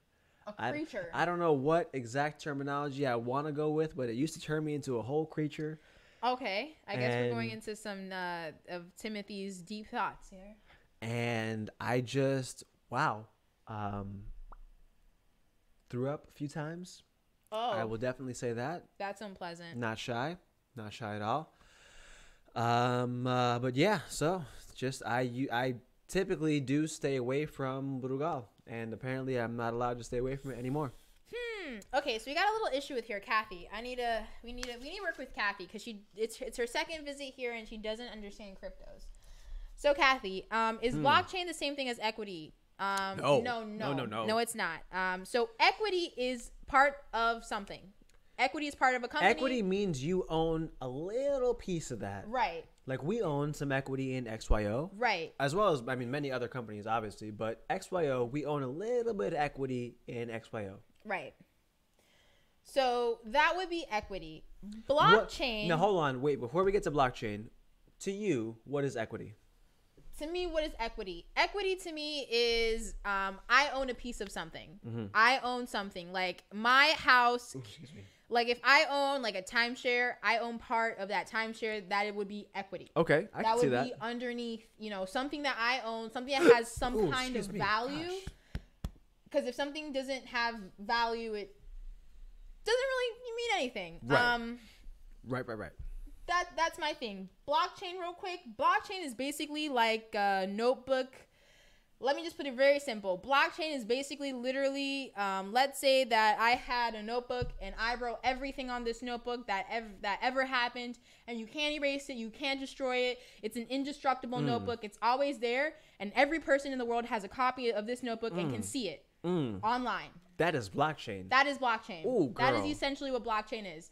So when you hear blockchain, that means that somebody bought some system that is able to do that. Mm-hmm. And on that system, they have things running. For instance, people put different things on the blockchain where they either record birth certificates or they do voting. So if I voted... Whoa, birth certificates on the blockchain would be fire. Yeah, so if I voted, let's say we have a lot of issues with elections. If I voted using the blockchain technology... everything anyone ever did would be recorded. So if somebody tried to retract a vote or literally anything, it would show it. So you could see fraud. You can detect literally anything on there because you can't erase it. You can't. You can't tamper with it. It's untamperable. That is essentially what a blockchain is. Now, there's a lot to learn with cryptocurrency. There's a lot of everything that you need to learn with cryptocurrency. I honestly recommend you to check our previous videos. And if you even want to have like some one-on-ones, like I said, you can check us out on bitsandtokens.com. We can literally answer any and every question. Eventually what we'll start doing is we'll even start doing like, over the phone stuff if you need to like sit down. I want to have like meetups too. Hold on. Looking into it, I don't know if we're going to do the phone aspect or if we're going to do the video chat. One of the two. I think video chat might be easier for people. Video chat might be easier. Because we'll be able to also screen share. Yes. So just throwing that out there. So located, we are out of the state of Florida. We are in FL, Florida. We are here, out of the U.S. What do you do with the equity of XYO? Okay, so with the equity XYO, you gotta just hold on to it. You hold on to it. So here's the thing. They're private. Equity, when you do equity and you do stocks and things like that, XYO is still private. They haven't gone necessarily public with their equity. Right. So you can go and buy the XYO token, of course. That is public. You can go and buy it and put it on exchange. However, it's not on, let's say, Robinhood, or it's not on NASDAQ, or it's not on the New York Stock Exchange. It's not a publicly traded company. So you own a little bit of the company right now. So with your equity with XYO, if the company, let's say, is worth 3 pence and you bought 1 pen of the company, now the company is left with their 2 pens. And in order for them to get their pen back, they have to buy it from you. So essentially, you own that company, or part of it. Anyways, if I wanted to buy some of the company, right, I can sell it to you. I have to buy that pen from you. Right, you'd have to buy it from me. So if somebody else wanted to be like, oh, you know what, I want to own a part of something, they'd have to buy it from me. That's essentially what your equity does. So until they go public, I don't recommend for you to do anything with it. Now, I think that maybe the terminology "go public" might be something that we should kind of delve into a little bit more as well. Sure. So that specifically means that for the specific example of XY, which they're now called the XY Persistent Company, which I honestly don't like that as much as I like. Findables. I like that. What happened to Findables? I like that because it made more sense for what they were. Anyways, neither here nor there. So for the example of XY, when they go public, that means that it's not going to be a whole bunch of hoops that you have to jump through to buy them. There's going to be a specific exchange, right, that they're going to be listed on. Probably the NYSE, because a lot of people go public on the NYSE, right? And so that means that I can use, a stockbroker or an app like Robinhood, to be able to purchase the stock in that company. Right. So that's really all that means. It's not anything crazy. The private sale meant that I had to go to their website. You had to go through them to get it versus going through a third party. Right. So that's basically it. Now, to me, I like companies that are private that kind of want my money right now, because that means that I'm kind of getting in at the ground floor, so to speak. Right. Whereas when they go public, chances are they're already more established. Right. So you always want to, if you're like Snapchat a little bit. Kind of, yeah, basically. Even though their going public was just all over the place. Just about. But that's kind of right, a percentage of equity ownership. You're exactly right, Kathy. You're exactly right there. And just private and public is just kind of just two different, things there. So that's that. Yeah. So if they say private, they that really doesn't might necessarily mean, that's gonna give you any less value. If they say private, just the more people that buy it's harder to sell. It is harder to sell. That's the only issue. It's going to be harder to sell. But here's the thing: if they're a company that gets, let's say, just as big as, I don't know, Facebook, and everyone knows Facebook, everyone knows about Facebook. People who know about stocks and know about these things are going to be like, oh my god, I want a XYO stock because they're literally as big as Facebook. I want some of their equity. And let's say that literally XYO sold all of the equity shares that they wanted. People are now going to be trying to buy this equity at a much higher price than you bought in at. Exactly right. So, necessarily them being private, nothing crazy. It's just a little harder for you to sell. Right. It is but if the company is a big company, like, I don't know if you guys heard Tesla. Tesla wanted to go private the other day, but the investors did not, permit that to Elon Musk, and there was like a whole thing going on because there's a process you have to do to go through that. But it's just harder to exchange that stock because it's just not everywhere. It's not everywhere. When they're private, that just means like if I own, let's say for XY, for example, right? Like I have XY like in my name or whatever, and Annalise wants to buy some, but XY is not selling it themselves. That means that she would have to buy it through me or through someone else who might have some of that, stock. And so I would be able to sell it to her for whatever price I saw fit. But there wouldn't be, like how we go on TradingView all the time to see like what the different stock prices are, crypto prices are. There wouldn't be specifically like a TradingView. Like I could sell you the stock at a ridiculous price and it would be nowhere near worth that value. Right. If I wanted or if I wanted, because I've also seen some people in the XY Facebook group selling their equity for cheaper than they bought it for, which you don't want to do that. You really don't. You don't want to do that. That's not the smartest move. Okay, so I have no pressure on buying cryptos or blockchain. They are all a risk. So, it is safer to buy equity. Technically. Let me say real quick, shout out to Orange Partisan. He is, or she, I'm not sure. I want to assume he, really holding down the chat right now, really helping out Kathy with kind of understanding some of the stuff that we're talking about. So definitely a shout out to you. 100%. Shout out. Just kidding. So essentially, here's the thing with risk. Everything's a risk. Anything you invest on is risk.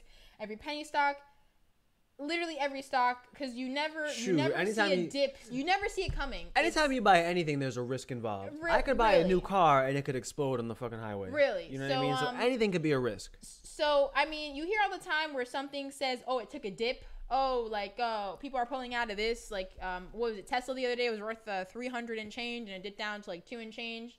Mm-hmm. And people who bought in at 300 and change are like going, oh my God, my heart. Especially if they bought, over 10 stocks, because that's now 3,000 more money. Woo. Right. Now you lost $4,000 out of your pocket, and you're just like, so. Well, now hold on. Here's the thing, and here's something that I want to explain to people. You do not lose money until you solidify that trade, right? If you bought it at 300 and it went down to 250, you don't lose money until you actually pull the trigger and sell at 250. Right. If you're still in, you still have it's still moving. There's still a chance it could go up to 450 and you made 150 per share. You know what I mean? So that's one thing that a lot of people don't realize, is that they'll sell way too early and be like, oh, I lost money. Well, yeah, of course you did, because you sold it. Or some people will be like, oh, I lost so much money because, my portfolio tracker is telling me I went down this much.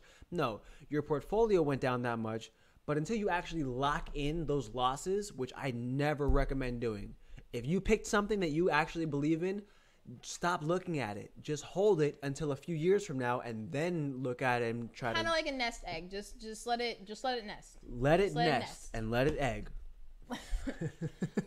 Whatever that means. Don't get too broad. Stocks, etc., are a gamble. So here's the thing about gambling, which people love to say cryptocurrency is gambling.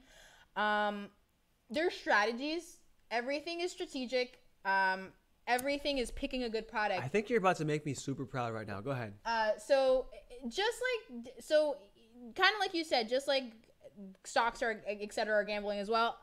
Everything is strategic. So people get brokers for a reason, because they know how to handle those stocks. Mm-hmm. If you don't know how to trade crypto ahead of time, and you don't adapt yourself in that environment and put yourself in the position to learn how to properly read charts, trade your crypto, move things around, make lines, make arrows, watch your charts, it's going to be gambling, because at that point in time, you're just pulling in and out whenever. So you're saying if you don't have a strategy, you're gambling? If you don't have a strategy, you're kind of gambling, because you don't know what you're doing. And that's for anything. That's literally like you're playing the lotto at that point. You're just picking numbers. Let's take it back to something that would equate to almost everybody. If you get into a car and you're not a good driver and you've never driven before and you don't know how to drive, you're kind of gambling. It could go either way. You might pick it up really quick or you might not.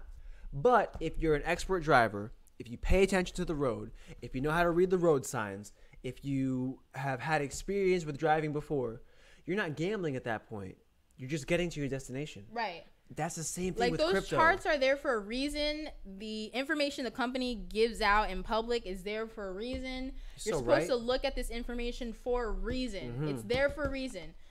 If you go to a company and you invest into them and their homepage says, hello, welcome, buy this, and then they have literally nothing else on their page, you are gambling, because you did not, you clearly see that this person doesn't have anything reliable for you. You don't know anything about them.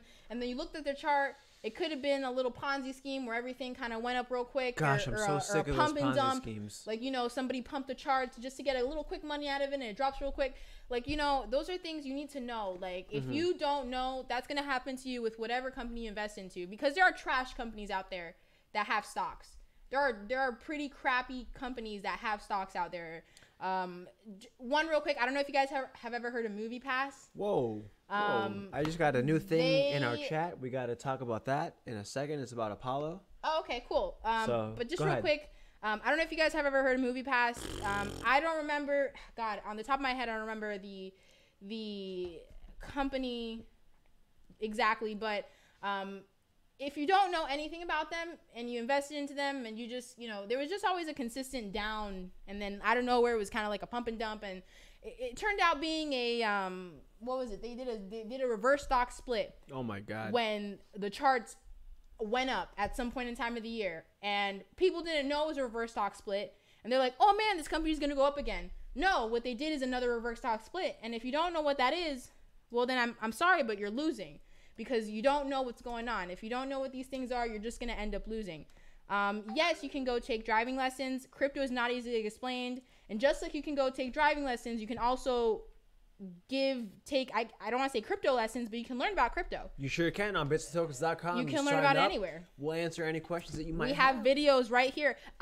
So I'm going to be completely honest. From the time that I did our very first video on the site, that's when I first started learning about crypto. Honestly, maybe a month or less before that first video was when I started learning about crypto sometime earlier. I heard about cryptocurrency way before when, and I knew a little bit. I was dabbling along. I was always super into crypto, way back in the day. Sometime sometime last year. Mm-hmm. And literally the videos that our very first I want to say 20 videos is me teaching people about cryptocurrency while I'm learning about it. Right. That's so literally it's what kind it of is. Kind of like you're learning with them. I'm learning with you guys. That's essentially what it is. I would learn a topic.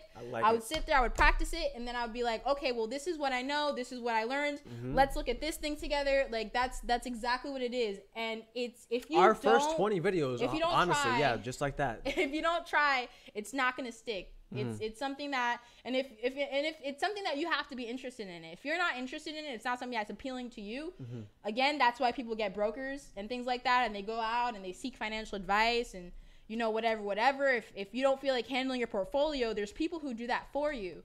But if you honestly want to, get into that sphere, you have to adapt yourself, and the information is not going to pop up in front of you. You have to look for it. You have to, you need to get some help if it's not something that you're going to, okay, let me go to this webpage. Let me read it. I still don't know what I read. If you have trouble, don't be afraid to, either look for some easier routes, whether ask for advice, watch some videos, do whatever it takes for you to understand. Because that's essentially what you need to do. If you kind of, excuse my French, half-ass it, I'm sorry, but it's a gamble. At that point in time, it's a gamble. You're gambling. Very French of you. You're gambling. So that's kind of how it is. So basically what you're saying is if you do not have a strategy, you are gambling. However, if you do have a strategy, you're not gambling. Just about. Okay. Just about. Let me read what the chat says here. I was interested in the tracking and security. Right now, not sure. They offer minor packs. And now talking crypto options. So if you're looking into tracking and security, make sure it's something. Well, how do you feel about tracking and security? So she's specifically talking about XYO, right? So yes. So XYO does have obviously the little sentinels. Now, eventually, these are going to be as slim as just stickers, and so you'll be able to slap them on, your packages, maybe your luggage on your chest for one reason or another. I don't know why we want to track you. Usually people... What if somebody steals me? I would shoot them.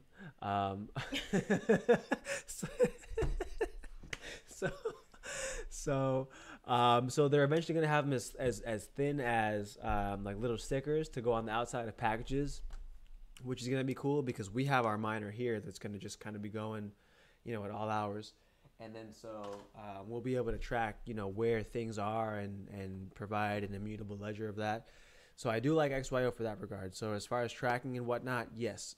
As far as their cryptocurrency, yes, because you're paid in the cryptocurrency for accessing the network, and you have to pay in that cryptocurrency to query the network. So I do like that whole, package of it. Now, as far as some of the other stuff in the chat, Kathy says that she needs people to explain better about the benefit of crypto and blockchain. Honestly, that's what we're here for. So if theft happens all the time. So theft happens all the time, and it's very silly mistakes. I'll be completely honest. The reason that people get things stolen are very silly mistakes. One, they choose companies that are not reliable. Right. And two, they give out their private keys. Do not ever give your private key to anybody, please. Oh my God. Don't you ever. There's a reason it's called private. I don't need it. She doesn't need it. Jerome doesn't need it. Don't give anyone your private key. That is one of the biggest reasons of theft. Private keys. Dude, if you see someone saying, hey, I'm giving out 0.2 BTC, just send me your keys or whatever. No. Don't do it. No. The only keys you should ever give out are your public keys. Because those are the ones they can't tamper with, and they can't steal your money because they're literally meant to send money. It's like a wire transfer. Here's the address to send this transfer to. It's not going to affect me because you can send it to this address. I'm going to get the money, but you can't access my account. Think about it this way. Your public address is kind of like the address for your house, right? Anyone can send you mail, but you wouldn't want to give someone a copy of your mailbox key or the key to your house, right? Right. So your public address, I can send you mail, but if I have a copy of your mailbox key, I can take your mail. That is one thing. That is one of the biggest reason that there is theft, to be completely honest with you. It's those two things. People making poor choices and choosing ICOs, because I've done it. I've been scammed. I'm going to be completely honest with you. And when I honestly did my research, and it was my first time, investing into a company, I was really excited. I said, oh, this one's great. I honestly didn't look at it for more than 15 minutes. When I went back and read everything and honestly did my research, I realized so many errors, so many red flags. One, a company should never give you any promises whatsoever of you making any type of money. Like, if they're telling you, hey, you have guaranteed earnings and this, that, and the third, lies. Scam. Red flag. That's not a thing. That's not a thing. No one should ever promise you that you're going to be making things. On the contrary, they should be informing you that there is a risk. That's what they should be doing. They should be informing you that there is a risk of you investing into this company. If they're having endorsers, like celebrity endorsers, and this has been a huge thing lately. DJ Khaled and Floyd Mayweather, they've been one of the most recent, just to name a few, of the celebrities that have gotten in trouble for doing this. Companies will reach out to celebrities and say, hey, and sometimes it's fake. Sometimes they'll say, oh, Kim Kardashian endorsed this, and she really didn't. Happens all the time. But if you see, flashy things that are just like flashy and they just stick out, and things that are just not put together well, like, you really have to read. Like, it's very important to read the white paper sometimes. And that's kind of where it gets annoying. White papers can be literally 100 pages long. I've seen them very, very long. Protocols, they get into all that kind of stuff. And if you don't really look into the nitty gritty details, sometimes you don't see what is coming ahead. That's kind of what happened to me. I didn't read the white paper on the company. After reading it and reading what they were about, and then doing research that they, had their web address from, God knows how long. And then I researched the CEO, which was the CEO of like 30 other ICOs, which made absolutely no sense. I was just like, oh man, like, I got scammed, because literally the people that they were putting, down, like, if you, some of the companies they put on the LinkedIn, and if you go to the LinkedIn to some of these companies, it'll literally be like let's say a person, it'll be the person, and then it'll be like the places that they worked for, and they'll say 3 months ago worked for this ICO. 7 months ago, worked for this ICO. Oh, man. 13 months ago, worked for this. You're like, wait a second. How many people have you worked for? Those are red flags. Those are things that you need to be looking out for. And it's really hard. Mm-hmm. And that's kind of like what... It's hard. It's hard, Shell, you're right. It's hard reading white papers. That's kind of like why we started up bitsandtokens.com, because a lot of people don't want to do that research. And it's hard to do that research. Speaking of Bits and Tokens, make sure if you're new to the channel, please go ahead and subscribe. And that's kind of like why we started it, so we can help others do that research. We do that research for you. If you have a question about a company, we will do that research for you. What is a white paper? What is a white paper disclose? A white paper literally just goes over from top to bottom, what a company is. It's kind of a what it's gonna roadmap do. combined with. It's just a top to bottom. It's an overview of the entire company. Right. It's telling you what they're gonna do, where they want to go, what they want to be. Mm-hmm. Everything's gonna be in there. It's their white paper. It just tells you everything about the company. If you're not a super duper reader, if you don't like to sit down and read up to 100 pages, sometimes I'll read it.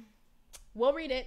Like we have white papers literally this thick that we've printed. Oh man! Like we've printed white papers and sat here and read them. So much and fun. Gone over them. I honestly love reading white papers. He has like 1,000 books. I'm not gonna lie, but that's literally what a white paper essentially is. I love reading white papers. I don't know what it is. I'm such a nerd. Like I just love it. So 23andMe, if you read their white papers or their company, disclosures and all that, that's basically they do sell your DNA to like medical, and that they've written articles about that because people have come across it and they've run it. But that's if you don't know what you're getting into, people are like, oh my god, my ancestry, I want to know what it is. Meanwhile, you didn't read any of the disclosures, and now your DNA is sold to the federales, CVS, Aetna, CVS. Like somebody has your DNA. You know what I mean? So CVS. I'm serious. That's a thing. That's a whole thing. And they'll do research on you. And oh man. You never knew. But that's a whole thing. It's very important to read those things. That's why people get frauded out when you don't pay attention and you just jump into things. You can't jump into anything on here because there's a lack of regulation. I'm not gonna lie. There's like no regulation. There's no regulation. So any Joe Schmo can start up a company. Any Joe Schmo can start up a company, and that's the problem. As long as it's not a security, you can sell crypto to almost anybody in the United States.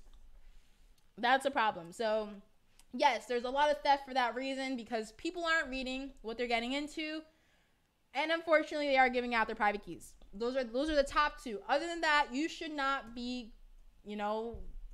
getting stolen from. Besides that one bad experience, I have never, ever, ever lost my cryptocurrency since. I have never lost a dime since. And one of the reasons why we are super safe with our cryptos, we basically keep everything on the ledger here. Multiple wallets per coin or token. You can have more than one, so there's more than one XRP on here, there's more than one ETH on here, more than one BTC address on here. And so keeping everything on a ledger is actually probably one of the best things that you can do. And it's really keeping things on the ledger because technically all the coins or tokens are on the blockchain, but your private keys is what's held on here. And I actually don't even know what the private keys are for the ledger. That's how secure it is. But I do have to plug it in. I have to verify, I have to log in. I have to verify the transaction on here, on the screen that's on here. So it's not possible to tamper with anything that pops up over here. So really, really, really safe. If you guys don't have a ledger yet, link in the description for you to purchase a ledger. Every purchase does help us out a bit. It doesn't cost any extra. It goes right from the ledger website. So I would recommend purchasing a ledger. It helps you be super safe, and I sleep with this thing on. So he does. It's gross. Doesn't even take showers. But anyways, so any white paper is on a company is always going to be on the website. The white paper should always be on the website. If their white paper is not on the website, there's a problem. There's companies who pull out.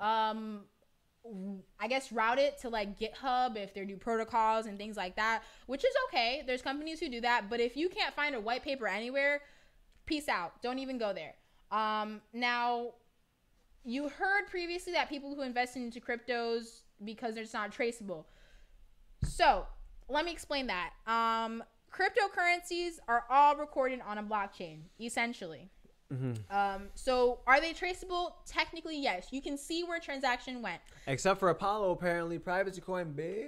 Yeah, apparently Apollo, you can't see it anywhere. I'm assuming they have their own. There's other privacy coins. There's Monero. Right, right. Drawing a drunk blank right now. I'm assuming that Apollo has their own blockchain somewhere on the back end, maybe where they kind of do this, pick up transactions, maybe. Here's the thing. The transactions are apparently shuffled.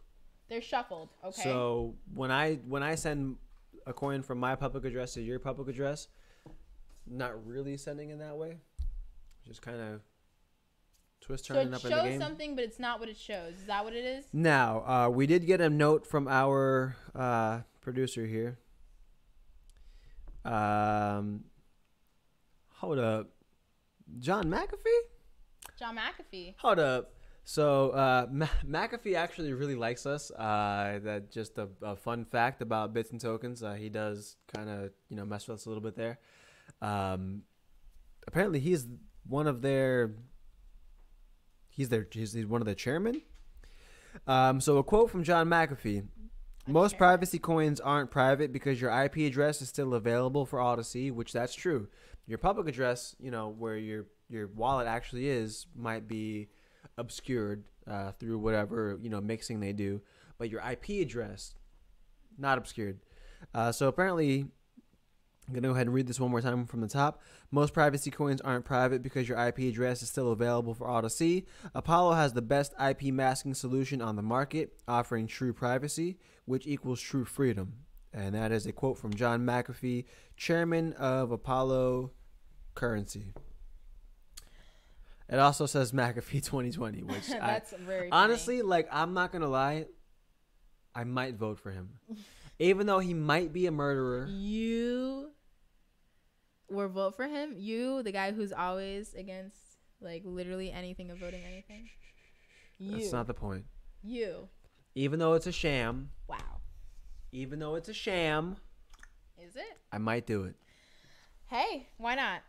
So real quick, Kathy. So you see that cryptocurrency on social media poll reactions or trafficking. So cryptocurrency social website reaction polls. I'm assuming on trafficking. I don't know what that means. Not Trafficking. So I understand what she means. So trafficking. A lot of people are afraid of cryptocurrency because it's a high risk. And because it's incriminating to an extent. So here's the thing with cryptocurrency. Because it's something that you can move easier than money.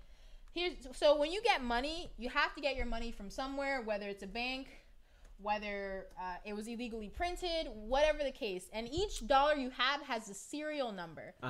Now, with money, it's a little harder sometimes to, let's say, get things from the dark web or, whatever it has to do with that atmosphere. That's kind of like the dark side of crypto. This is because this is a currency that has more, I guess you could say, freedom of use. It's something it is a little harder to track. So essentially, if you, let's say, use Monero to purchase something, you don't necessarily put all your information down to purchase something in Monero. However, you do put all your information down when you purchase something in your Visa, MasterCard, American Express, whatever the case is. So because of that, people who veer to these dark web, torrent sites, they use cryptocurrency rather than using credit card, Visa, cash, whatever, because somebody has to get the cash. Definitely not using Visa. Tell you that much right now. Somebody has to get the cash from somewhere, and it needs to get picked up this place and that, and who's transferring it there. It's a process, which is why people have looked towards cryptocurrency for that. Now that kind of just shows the potential of cryptocurrency and what it can actually do. It is unfortunate that it is used for sometimes, illegal and incriminating things. But it does show that sense of security. Nobody knows who you are when you're using this. So, I mean, if somebody, let's say, is hacking into your computer and they're trying to get your information for your Visa, MasterCard, whatever the case is, they're not. Because let's say you're using a privacy coin and everything's being shuffled around, they don't know any of your information. Or even better, Uncle Sam. Uncle Sam, very Uncle true. Sam don't know what I'm spending my monies on. Uncle Sam don't know. None of your information is being reported anywhere, which is kind of like what people like about it. Like I said, it is unfortunate. The dark side of it, what people sometimes use it for, and why people veer from it. But that's not something to be afraid of.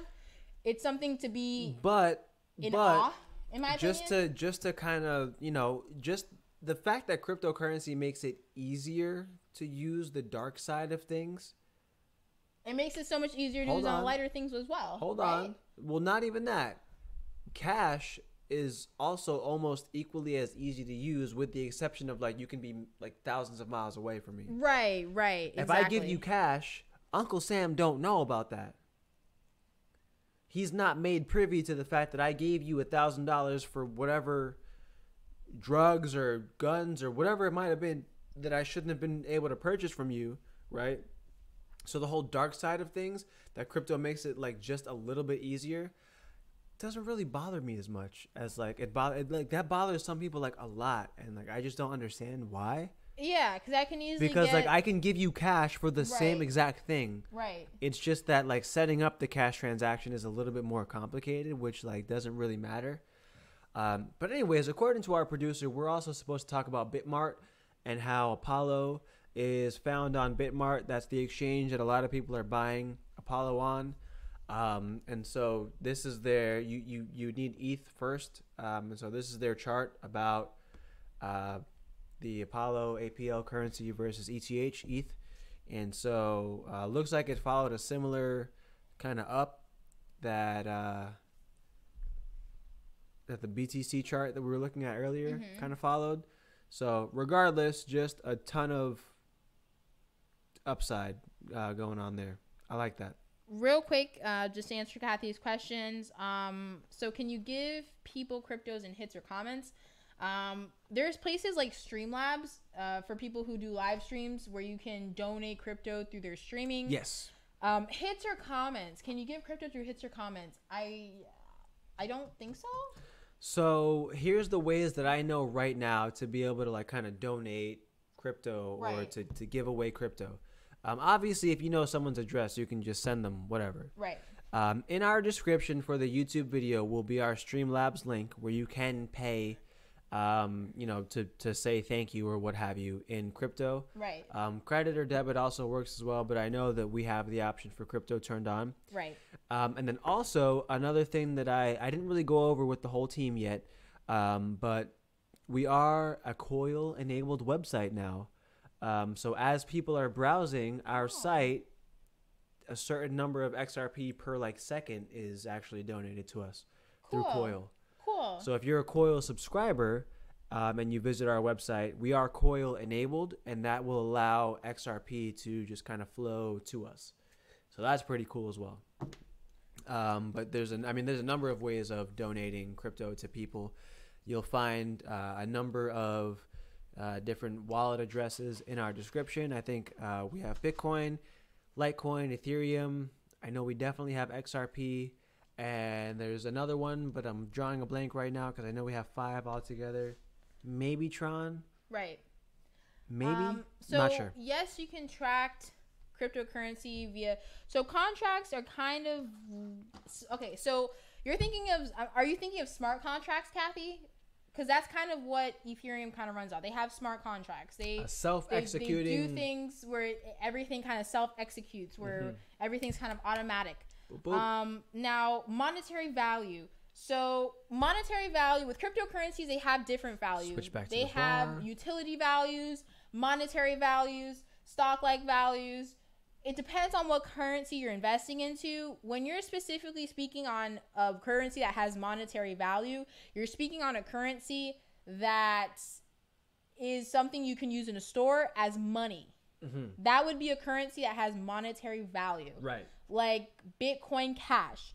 Bitcoin Cash is meant for you to go to Walmart and buy your goods in Bitcoin Cash.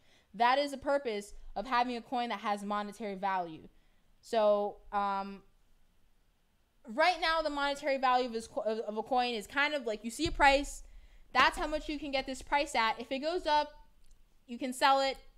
You can get a higher amount for that coin. That's kind of what I feel like you mean by that. Yes, we do already have digital contracts. Yes, and there are other sites. None that are self-executing, though. We don't have any self-executing contracts since Ethereum was the first type of self-executing contract. There have been other companies that have Digital contracts where like come I can across. send you something to sign and then you send it back. That's a bit. I mean, that's how we conduct business Didn't right now. somebody buy DocuSign or something like that and try to do something like that? DocuSign now also uses ETH, if I'm not mistaken. Right, for that's smart what it contracts. was. They use Ethereum for smart contracts. So, yes, digital contracts have been around for a while. However, no. ETH is the first person to actually when I say person, I mean like in the business sense. The first business to actually have what we consider a smart contract. Now, there's another question here. When is the full review on Apollo coming out? Give us like a week, maybe? Not even? we're gonna catch up with the Maybe- Apollo team, see what we can do there. Right. We're gonna really touch base with them and figure How out do you from gain? them. So how do you gain? So when you're talking about gaining, I'm assuming you're talking about gaining some kind of value. Like if you bought XYO, let's say at 30 cents, I'm assuming you would want to gain some amount of money from that 30 cents. So essentially you trade, which is what you do with these currencies. So let's say I bought XYO at 0.0002 and people started buying into XYO, whatever. Trading is happening, and now XYO is valued at 0.007, whatever. I've made so much of a gain, and let's say at that point in time, I am satisfied with the amount of gain. I then sell what I have. You sell because now what you bought in at a lower value is now valued at a higher amount. And that's how you gain. That's essentially how you make gains, quote unquote, by trading. Yeah, you got that 100% right. Yeah, You can either day trade, you can trade over time, you can let your stuff sit. In terms of equity, you would have to wait for that equity to be valued at a higher amount, right. whenever that is, and then you can sell it off. Simple as that. You buy something, you sell it when it's valued more. That's essentially how it works. You got that right. I can't break it down any more than that. You buy it at a lower price, sell it at a higher price, and make a gain. And those are done in exchanges. When you're speaking in terms of the coins, like the cryptocurrencies, you do those on an exchange. Any exchange that the coin you're interested in is found on, you can buy it there, you can sell it there. Simple as that. But you need to know how to trade. You need to know how to read the charts. You need to understand the charts, because if you don't, you'll be lost. Simple as that. You got that right. And we do have a few videos on chart reading, but it might be time to kind of update some of those. Maybe do some new videos now that we've got some new knowledge, some new friends in the crypto space. Might be time for us to do a new video on how to read charts and things of that nature. I think that might be a good thing for all of our friends. We're gonna start closing it up here. So Kathy is let's see here. Equity like a house. Yes, your house is collateral. It can be like equity. Right. I mean, however, sort of. I would say. The thing is with equity, when you're speaking of companies, you don't own like the whole company, like you own your whole house. Right. Like when you're on a mortgage, the bank still owns part of your house because you haven't paid it all off.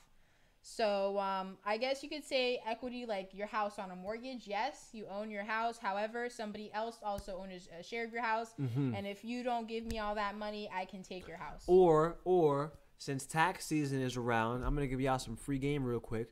Since tax season is around, instead of taking that, $4,000, $5,000 that you might get back in taxes and just, buying new jeans or whatever, get a group of maybe like 4 friends or so, buy a building, put a down payment on the building, own a piece of actual something that'll generate revenue, not just for you, but for your children. Property is always going to generate some revenue. Property is one of the most, people need a place to live. Someone's always going to need somewhere to live. To be completely honest, property management and property, God, I forgot the word for it, but just real estate in general. Real estate in general, that's one of the most revenue is generated there. Right. Real estate is one of the most lucrative ways to go. Oh, first of all, Divine Time 23. I'm pretty sure I know who that is. So first of all, what up? So I'm pretty sure I know who that is. We'll talk later if it is who I think that is. But that's pretty cool. I don't even know how you found us right now. But that's fire.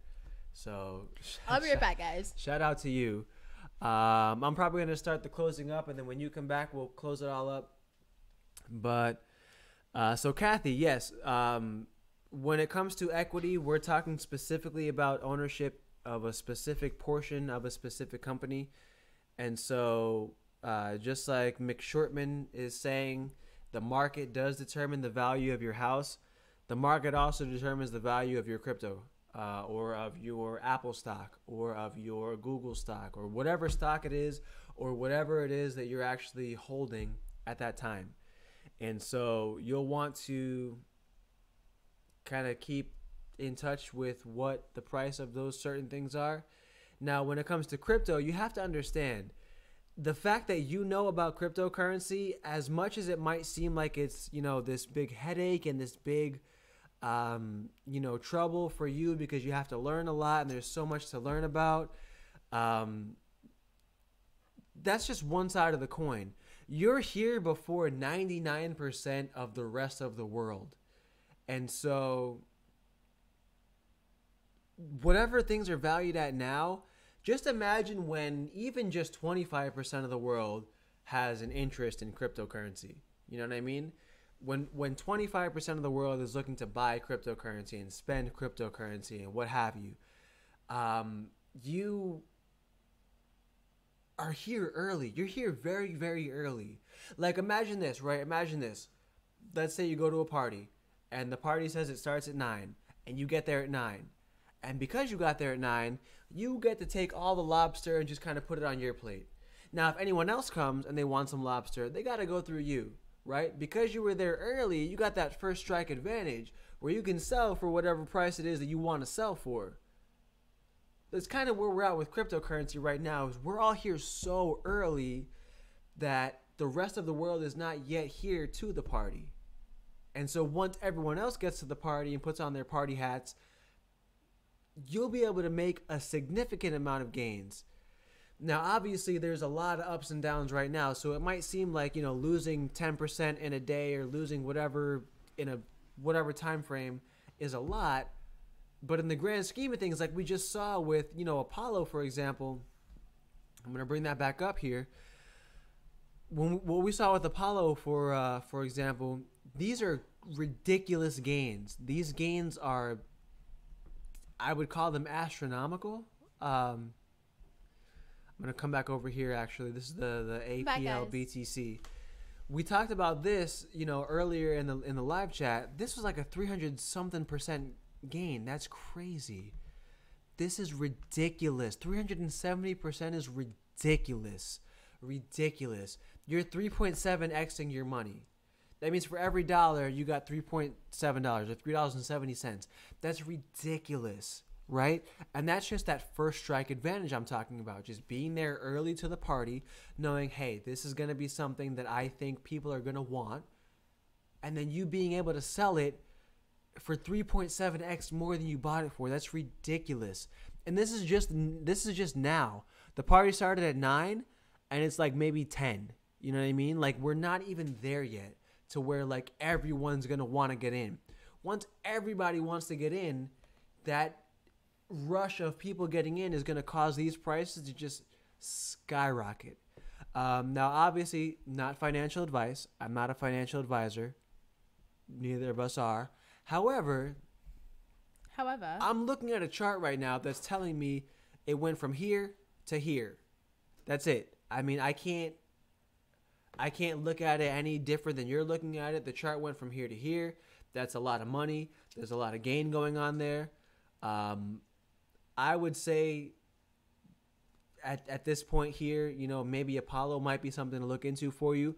But just crypto in general is something for everyone that, to look into. If you need assistance, again, bitsandtokens.com. You can sign up with the register button right here. Once you're signed up, you can log in. You can go to that support page. You saw in the beginning of the chat or in the beginning of our live stream how fast that support actually does work. We're right there for you. So whenever you have questions, concerns, comments, whatever it is, if you want to know something is a scam, we're right there for you. Again, we also do have the shop. If you guys are interested in purchasing anything that we have in our shop, go ahead and do that. We've got the Bitcoin cases where it says Bitcoin accepted here. We're going to go ahead and make some other cases as well. With Bitcoin, it's a little bit easier as far as like legality is concerned.